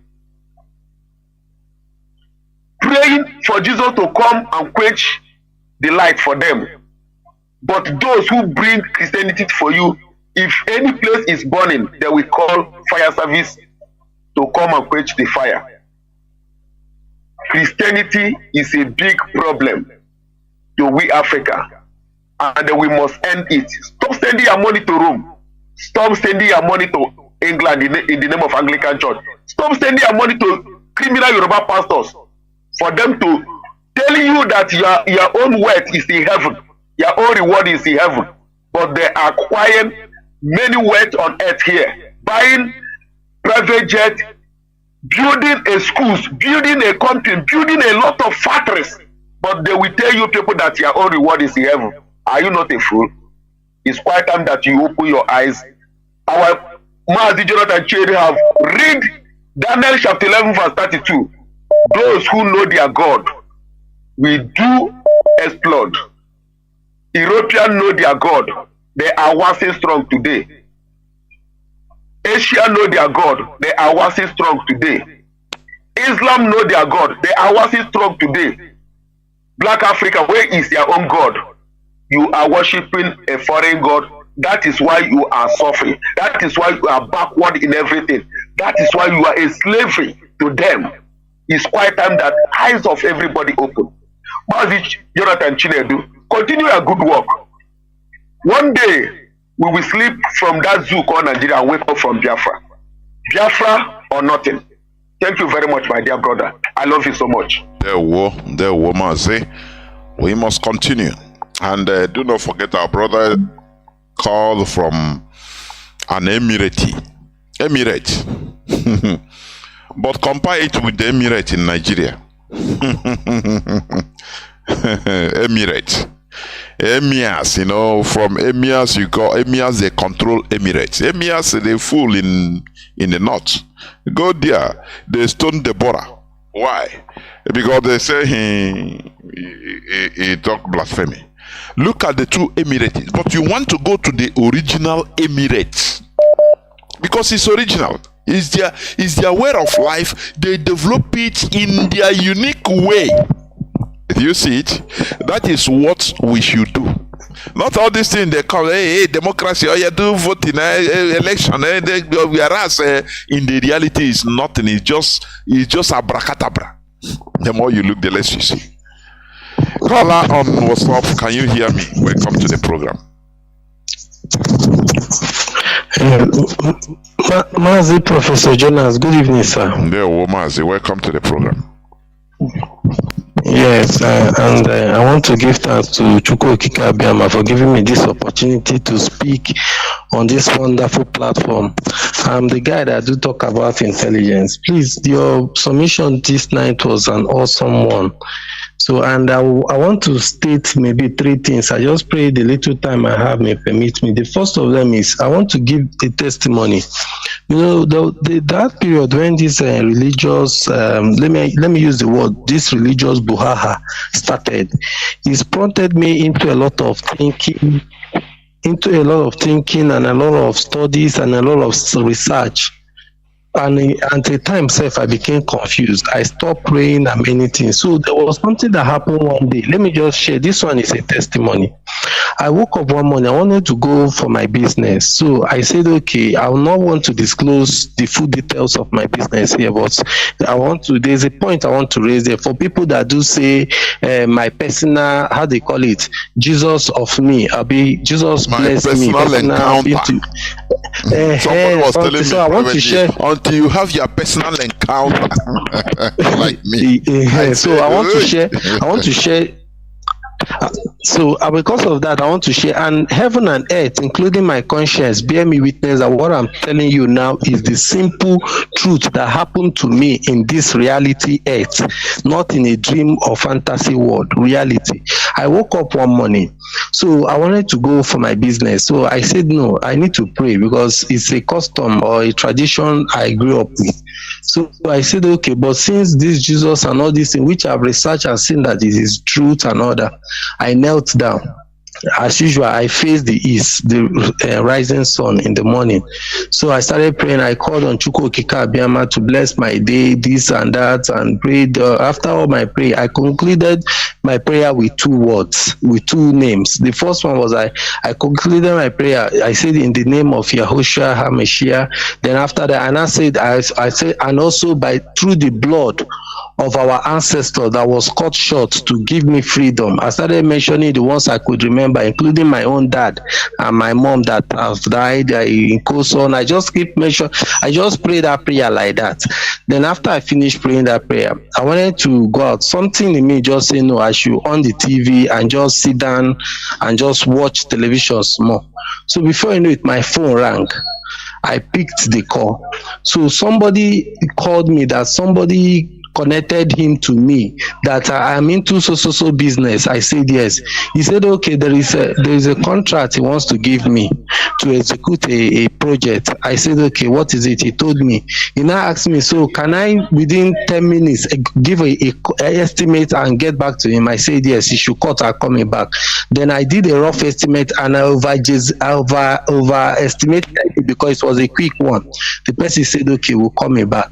Do you know that the amount, let me use the example that I discussed with the person that he's going to give me 50,000. Do you know the person called me back? What I'm telling you is the reality, and told me that he's going to give me 600,000 or 700,000. I don't want to call the fixed prices. I don't want to go ahead. So I was like surprised, but I told you 50,000. He said yes. That was what you told me. But see, I'm going to pay you 600,000. So how much are you going to pay me? You know Nigerian method now. I settled with him. He said okay, and they gave me the contract. I was like, that was a dream. It was like since I came to this life, I don't want to call the exact price. If I call the exact price, you may be shocked. It has never happened to me in my life. So I started thinking, is it because of the prayer? So if you want to call that coincidence, that is an unusual coincidence. If you want to call it a miracle, I will accept it as a miracle. So, but if why what bring this thing into light is maybe I may come now, or people like me may start coming and say, look at my own personal encounter. Another person will say he called on Muhammad. He had his own personal. You see, we must come to a times where all of us have to come together and do what developed world do, have our own unique system. So if even though you want to practice your own Christianity or Menala, when you go to your room, go to your bedroom, go to your family, you can practice your Christianity there, practice your Judaism, practice your Islam. But when you come out in the nation, in what, then you must follow the one that is built and accepted by everybody. The Lord of the land has, he has power over, if he supersedes over your personal belief and your general belief. That's it. Thank you, sir. Because when you say you want to be doing individual, I want to bring that your individualistic into us as a people, there will be a problem because me, I will bring my own. Another person will bring his own. But when I go to my room, as I told you my testimony, another person may say he called on Olumba and a miracle happened. Another person may. So, but when we come together, like as Almighty has made it that we have something binding on Chukwu Okike Abiam, we have the law of the land. When we build all those things, we come up with our own constitution. Whatever you are practicing, you must obey that. And there is something I want to tell you. Every first Sunday, I want you to make this observation with the Redeemed Christian Church of God. You know, normally in Christianity, when they say men remove their cap, right, while women cover their hair when they are in church praying or doing whatever. But I can give you this little this thing for you to go and make your research. Every first Sunday of the month on your TV to Dove TV, you will discover that all the whole all the whole spiritual traditional rulers that will be coming for that program in Redeemed Church, none of them will remove their cap. It doesn't mean why I brought this thing for you to see how people are beginning to indigenalize Christianity to suit their custom and tradition. Like one thing I asked one day on Facebook, have you seen anybody, any Yoruba pastor telling their members that their ancestors are the cause of their problem? Have you ever? It's only in our land you see such arrant nonsense. You understand? So, and there was something we were talking about, like when you quoted this Achine Achebe in his book, where he was talking about the corruption, how corruption came into our land and all that. The Igbos, we need to come to realize something, because this thing has affected. There was something I was telling somebody one day, that Igbo man now does not know the purpose for wealth. Igbo man feels that wealth is for Nganga. Eat well, take care of his family, meweze Nganga, be misbehaving. That is why Yorubas are riding over him. That is why Fulanis are riding over because he doesn't know that this blessing Chukwu Okike Abiama gave him, he has a purpose. These benefits, good house, beautiful cars, all these are all benefits, but there is a purpose, and the purpose is for nation building. And anytime an Igbo man understand that and comes out from that individualist, greedy and boastful attitude, and come to understand that all this our intelligence, academic intelligence, business prowess and all that the reason why nature gave it to us is to build our nation, because we will not live in this life forever. The purpose of our existence is to make life better for the next generation of our people to come. You see, like you are talking America, that they are coming to Nigeria to do bunkering. Why are they doing? They are not doing it for themselves. They are doing it for their generation, to make life better for their generation to come, not because of their family, their children. If most of those people doing those, if you check their family, their system, the government of their land have made things good, but they know they need to sustain wealth. They need to sustain prosperity, not for them as people, but for their nations to come. Because as you said, without we, there is no me. So Chukwu Okike Abiama bless you as I stop here. And I pray that the person who gave us this platform, Mazi Nnamdi, that Almighty Father was going to give him freedom soonest as possible, in the name of our Savior Yahushua Messiah, and by the blood of our ancestors that were kosher, that we may have life and freedom. I pray. Thank you, sir. There, Mazi, you are always as intelligent as you're supposed to be, honestly. There were CK. Of course, that is it. Caller on WhatsApp, you were the last caller. Mazi Chukwu, can you hear me? Welcome to the program.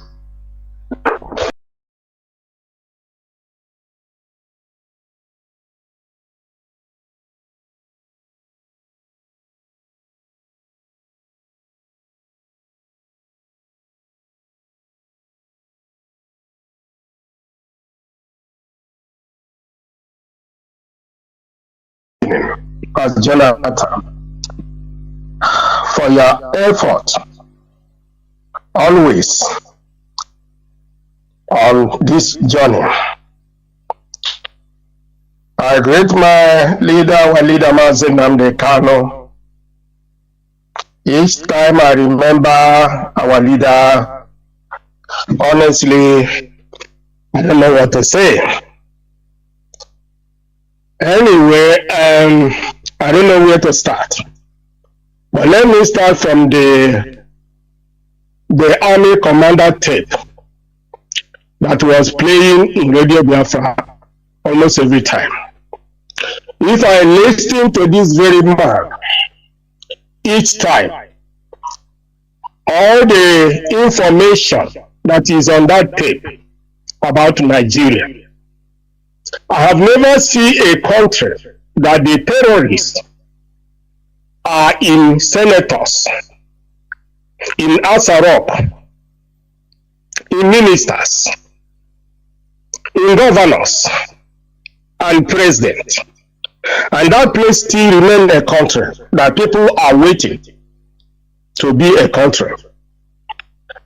How can 400 people was arrested as Bureau de Change? Bureau de Change is people who are taking control of exchange of Nigeria. And they are the sponsors of these terrorists. And they cannot take them and judge them and treat them if they are truly a government. And some of them was caught in Dubai. Some of them are in prison in Dubai. And all this thing is happening. The Dubai knows what is going on in Nigeria. The America knows what is going on in Nigeria. The British are the key holder of all the terrorists. They know all this thing that happen in Nigeria. And they are still deceiving the gullible ones because they look at Africa as the most stupid and foolish people under the roof of heaven. It is very, very bad. After all this information that is coming out from Radio Biafra every day, and somebody who called himself an Igbo man cannot learn from the past. That is what I was very worried every time. Why these people are like this?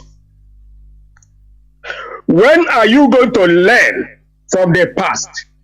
Because what makes you a human being is what you learn from the past. That is the history. The Radio Biafra is the history of today.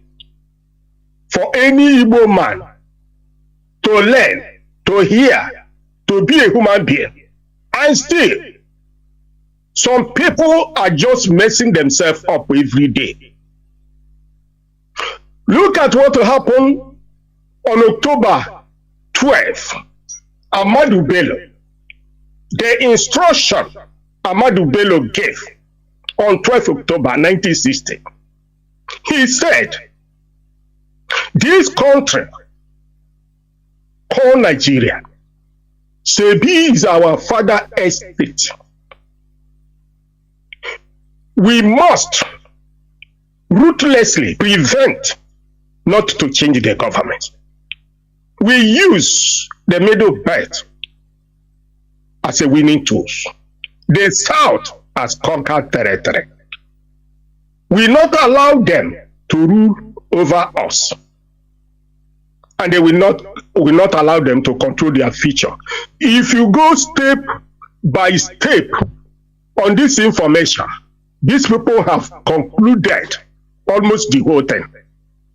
Now, they are on the point that they will not allow you to control your future. That is why you have autopilot. You have all these stupid Igbo people. They are using them to make sure we don't move forward. Instead of fighting our enemy, we are fighting ourselves.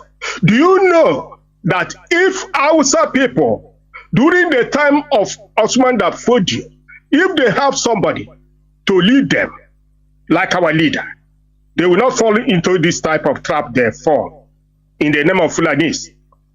But to the Igbos, who have the opportunity to listen, to break this chain of slave, they are working hard to be a slave in the name of Nigeria. I'm very happy for the way they refuse giving them any position in the Senate and all of that, because they are not in position to have any single position, because they are fools. They are stupid and foolish people. People who have no shame. How can people go along without shame? And you call yourself a human being? That is foolish people of Igbo race. I thank God for my leader, our leader, Mazi Nnamdi Kanu, the savior of this time. Anybody that fell to listen to this gospel of Nigeria, of Biafra, your name is sorry. You will one day live and die and hand over yourself as a slave in the name of Nigeria. Thank you very much, Master Jonathan. Kabiyama will be your strength and all others. Thank you very much, all Biafra. Almost Biafra. Thank you very much.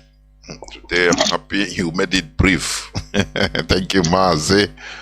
He's also our elder, one of our elders, honestly. This is where I'm going to stop lock the phones, switch off the phones. We have said it and we continue saying it. That is the way it is. Our brother said something about this personal encounter, because this is every time this is what you hear. If you are debating or if you are talking with a hardcore Christian, is what he says. Oh, I wish, I pray you have a personal encounter as me. I'm a testimony. And you look and you tell him, does your personal encounter make electricity to be in your village? Is it not to make you, maybe you become richer than others? That's the only thing. That's it, nothing more. There will be nothing like you or me, one person, single, without us. I keep on saying it. You understand? You can have personal encounter with what you believe. That is normal. You keep it to yourself.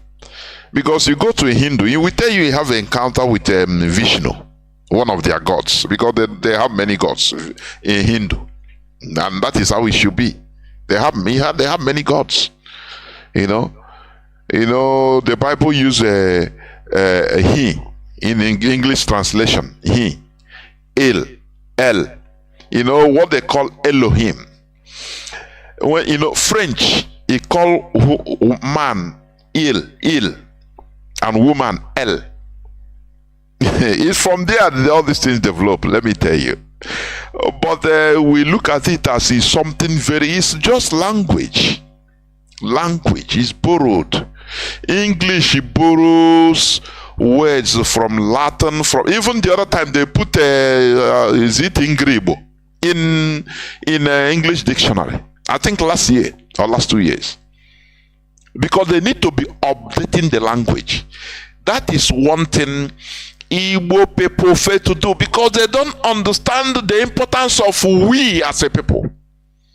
It pains me, you see people in Aba, people in Enugu, people in Owerri, interacting in English. Brothers and sisters, interacting in English language. People think that it is advancement. What we call advancement is a negative dwindling. I'm telling you. People na Alaba na Igbo call Igbo land, they may interact between themselves in English language. Where are we heading to?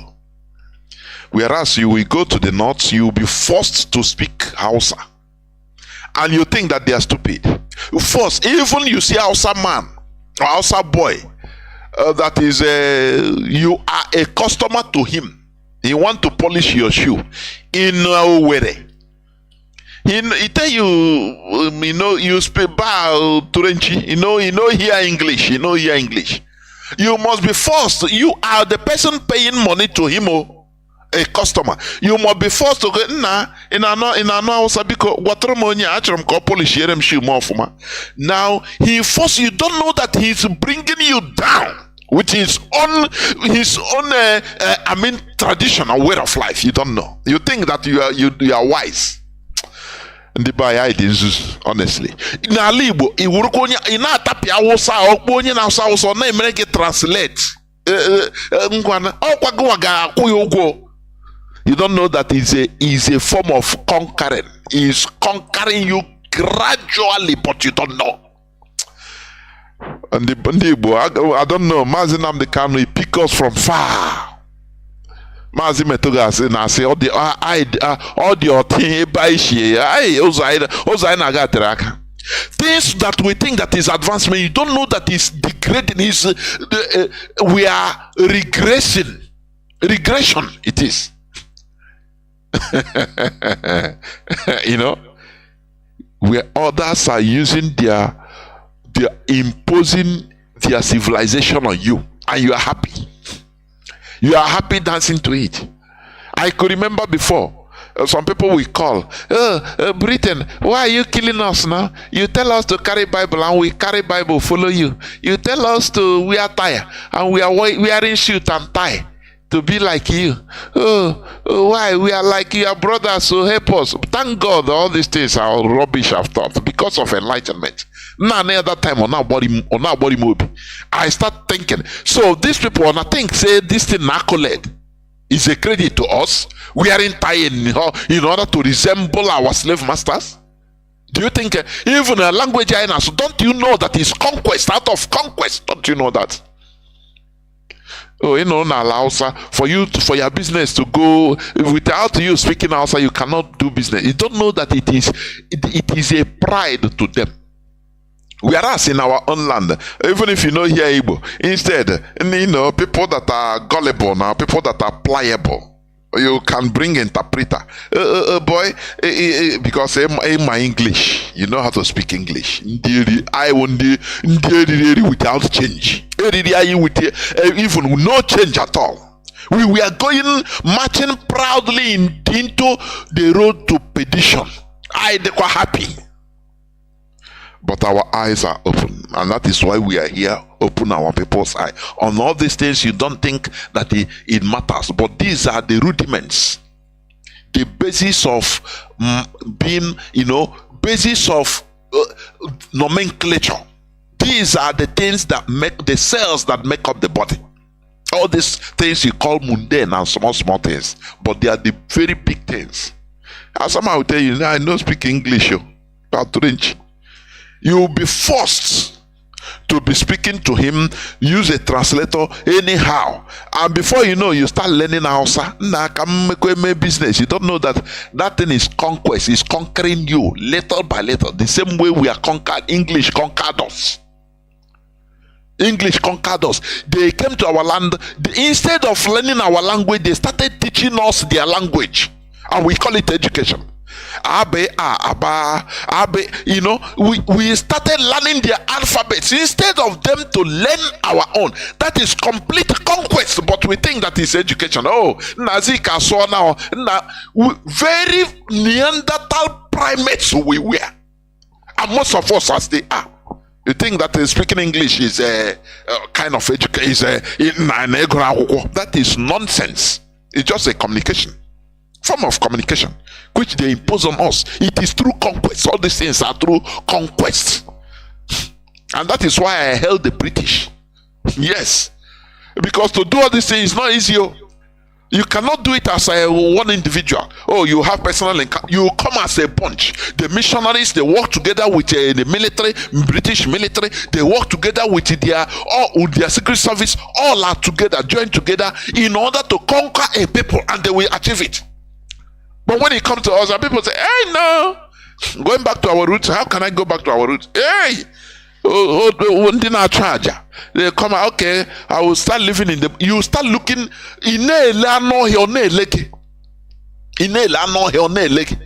the way he reasons, the way the person reasons, it disgusts me. Honestly, I become disgusted.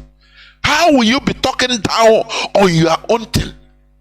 Every culture, tradition, they had their low level, their low time. They had the time they were primitive. It needs the people to also modify it, change it, or advance it. That is why today somebody called our brothers Miri Manugo. He called from Dubai, United Arab Emirates. For you, it sounds sexy, but the Emirate in the north, you see it is a hellhole. Because you don't know what to do. If you drink, they can cut off your neck. Because they are not original. They are just imitating what others brought. They are not original. That is why they are like that. Do you understand me? If you're original, now you continue bettering, evolving, ameliorating. As time goes on, you learn from other cultures, take something from other cultures, put inside, shed all the some bad things you see at that age. As time goes, that is it. Changing. The only thing that is constant is change. That is how Europe is where they are today mentally. Because without mental development, there will be no physical development. It will be impossible. How will you think about development without you? How will you develop without thinking about it? Without knowing it? Without knowing that light, electricity is good for everybody. It's a factor of production. It catapults economy. Without knowing it, you cannot think about it to do it. Or your selfishness will outweigh everything. That your sense of reason. You cannot have that sense of reasoning. So what is there is only greed. How you loot money. Primitive accumulation syndrome. So what's it? So, but when we go back to our roots, we go as a bunch. We learn from others. Now we remove things that are not good in our own roots, in our own culture. We shed it, we limit it, we bring it down. Now we continue. That is how we move, like a bunch or in a bunch. But when you get no, hey, my personal encounter with Jesus, how can you tell me? No, I have that. Your personal selfishness, you want to use it to outweigh. Now you ask, somebody will ask you, but this your personal account, is it not what is damaging our land? In my own community, we have more than 200 churches, but nothing, no electricity. So how do you define it? Meet each and every one of them. How did you happy? My personal encounter. Yeah, personal encounter doesn't mean nothing. It's not to our progress. It's selfishness. It's the same thing with people that are saying, oh no, we need Nigeria, because they have personal encounter with Nigeria. So how do you want them to change? Nigeria is helping them. So they are seeing only that their selfishness, that their own personality, their ego, that their, that thing that they are getting from Nigeria as a one person, nothing more. But we are looking at the broader view of everybody. Do you understand? How you become disenfranchised as an Igbo person during an election. You understand? But many of all those people, they are doing well in Alaba International Market in Lagos. Their personal encounter, they are doing well. Yoruba, the Oba say, but we harbored you, we clothed you, we gave you food in Lagos. Is it true? The answer is no. But they are doing well. So with that, they will embrace and say, okay. But what counters everything is that they are being disenfranchised as a people. Once you're an Igbo man, it doesn't matter you have a two-story building, they disenfranchise. They want you to vote against your choice. That is discrimination. That is an insult to a people, not as an individual. Let us remove this individuality. Selfishness is a character that is killing us, is harming us and killing us. It's the same thing with the politicians in our land. Hope Uzodinma was imposed, to do the biddings of the caliphate, and he's doing it well because of his personal encounter with Nigeria, with the caliphate. So why will you condemn him? When we talk about the religion, you say, no, my personal encounter with God. Come on. Without us, there will be no you. That is where I'm going to stop. Biafra is our tradition. It's our way of life. is our identity, is our ideology, is everything we have. Without Biafra, we are nothing. Thank you for listening. From me, Mazi Jonathan Chinedu. From here, it is simply good evening.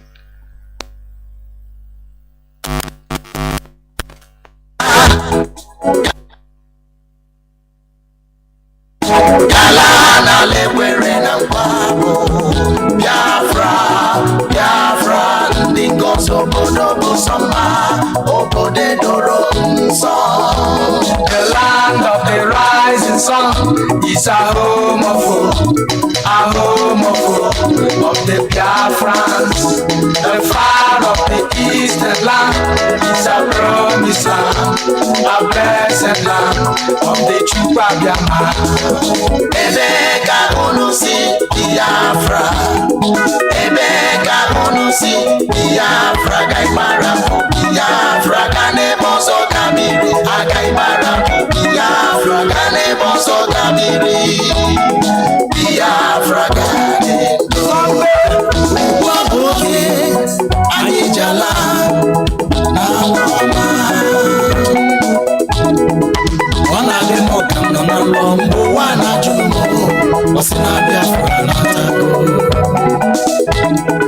Chukwu okike Biama, onye anyị nọ n'aka, ya mere anyị ihe mara mma. Ugbu a bụ oge anyị ji ala n'ala nna m. Biafra bụ ala ọma, ala Chukwu gọziri, ala mma na ahụ, ala Chukwu gọziri, the rising sun. Mgbe mbuka kwuru okwu esi n'oji ihe nwatakịrị, o were aka ya elu aka fụwa ya ụfụ wetuo ya, maka na ọnọdụ ugo adịrọ n'igwe mma. Sọmpe lee ndị ala adịghị mma, ndị zuru, ndị na-aṅụ ọbara mmadụ, ndị okwu ha abịakwala n'ọzọ ka ha kwatusu Biafra. Mana Chukwu okike abịa ma gị ka ị n'aka, mana Chukwu okike abịa ma gị ka ị n'aka, na anyị ga-ala. Ugbu a bụ ka anyị jewere onwe anyị, ugbu a bụ ka anyị ji ala. Biafra na-atago. The land of the rising sun is a home of the Biafrans. The fire of the eastern land is a promised land, a blessed land of the Chukwuabiama. Ebeka unusi Biafra, Ebeka unusi Biafra, Gaimara, Biafra, Gane Boso Kabiri, Agaimara, Biafra, Gane Boso Kabiri, Biafra, Gane Do. IPOB, one big family. Agaimara, Biafra, Gane Boso Kabiri, Agaimara, Biafra, Gane Boso Kabiri, Biafra, Gane Do. IPOB, one big family. Agaimara, Biafra, Gane Boso Kabiri, Agaimara, Biafra, Gane Boso Kabiri, Biafra, Gane Do. IPOB, one big family. Agaimara, Biafra, Gane Boso Kabiri, Agaimara, Biafra, Gane Boso Kabiri, Biafra, Gane Do. IPOB, one big family. Agaimara, Biafra, Gane Boso Kabiri, Agaimara, Biafra, Gane Boso Kabiri, Biafra, Gane Do. IPOB, one big family. Agaimara, Biafra, Gane Boso Kabiri, Agaimara, Biafra, Gane Boso Kabiri, Biafra, Gane Do. IPOB, one big family. Agaimara, Biafra, Gane Boso Kabiri, Agaimara, Biafra, Gane Boso Kabiri, Biafra, Gane Do.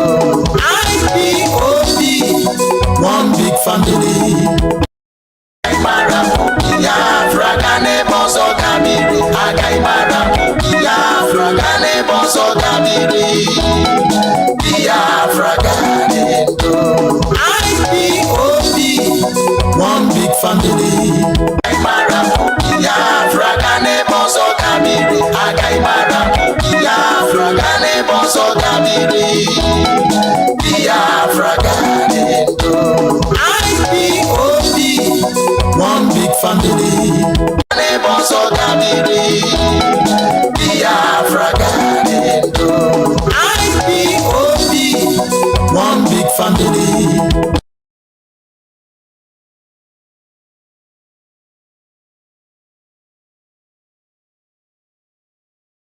No, ya nọ n'etiti unu taa ọsọ unu binye enu n'oge akara aka lụọ mmụọ na nna anyị ochie asị m gị binye mmụọ na-afụ na ife afụ na nzuzo asị m gị binye oke ọfọ ji eje ọgụ asị m unu binye ọfọ ndị Igbo niile asị m gị binye ọfọ ndị mmiri asị m gị binye ọfọ ndị ikuku asị m gị binye eze nwaanyị osimiri asị m gị binye eze nwaanyị nwaanyị na-ebe asị m gị binye eze nwaanyị idodi ikwu na-eme asị m gị binye eze nwaanyị amambara asị m gị binye eze nwaanyị osimiri ndị aba asị m gị binye eze nwaanyị ala Igbo niile asị m gị binye eze nwaanyị ọgba asị m gị binye eze nwaanyị anike wawa asị m gị binye oke arụsị na n'ike ojuru nwaanyị aga asị m gị binye n'oge akara aka lụọ igirigi ọgụ mmụọ asị m na gboo dike mbọsị ihe ike mere ọ ga-achọkwa nwa dike asị m gị ododo unu binye unu bịa tara ọjị na chijiri eji efola asị m unu binye unu bịa tara ọjị na chijiri eji efola nna nna anyị ochie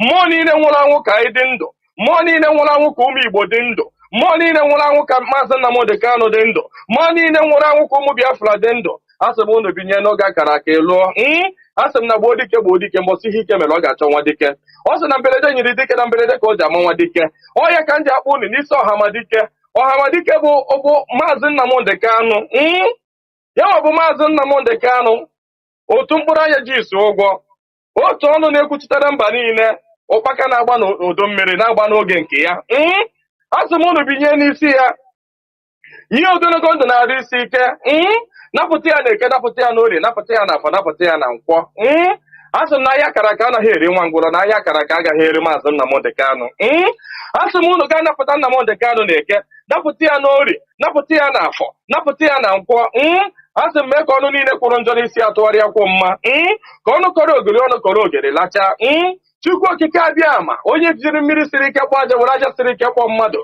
asị m na taata bụ ụbọchị eke n'ala Igbo asị m na eke ga-eketara Nnamdi Kanu ndụ eke ga-eketara ya nwere onwe oke ga-eketara ya ndụ oke ga-eketara ya Biafra oke ga-eketara ya nwere onwe oke ga-ekegburu ya ndị iro kegburu ya ajọ mmadụ na ajọ mmụọ asị m na mbọsọ ga-apụta ekwesị ga-anọ n'ụra ndị iro ya ga-anọ n'ụra ọ kwara ekwe osu asị m gịnị bụ ekwesu asị m na mbọsọ ọ ga-apụta ya bụ ndị iro ga-anọ n'ụra ọha bụ ndị ọha nwa bụ ekwesu asị m na ha ncha ga-anọ n'ụra na Nnamdi Kanu ga-apụta n'ike na ebube Nnamdi Kanu ga-apụta n'ike na ebube asị m na ọnụ kwụrụ njọ n'isi ya ga-atụgharịkwọ mma asị m ọbịara igbu Nnamdi Kanu gbuo onwe ya onye si na Nnamdi Kanu agaghị adị ndụ onye a ga-eji anazere mmiri onye si na Nnamdi Kanu agaghị apụta onye a ga-eji anazere mmiri ọnụ niile kpọrọ ogiri ọnụ ga-akọrọ ogiri lacha osisi abụla oturu ga-emeche wee kwele onye asị na Nnamdi Kanu agaghị apụta asị m na ọnụ ahụ iji wee kwuo ya dịka ejikwa ya wee kwugharịa mma n'isi ya asị m na ebe onye ahụ na-atụ Maazị Nnamdi Kanu aga asị m aka gị ga-akpọnwụ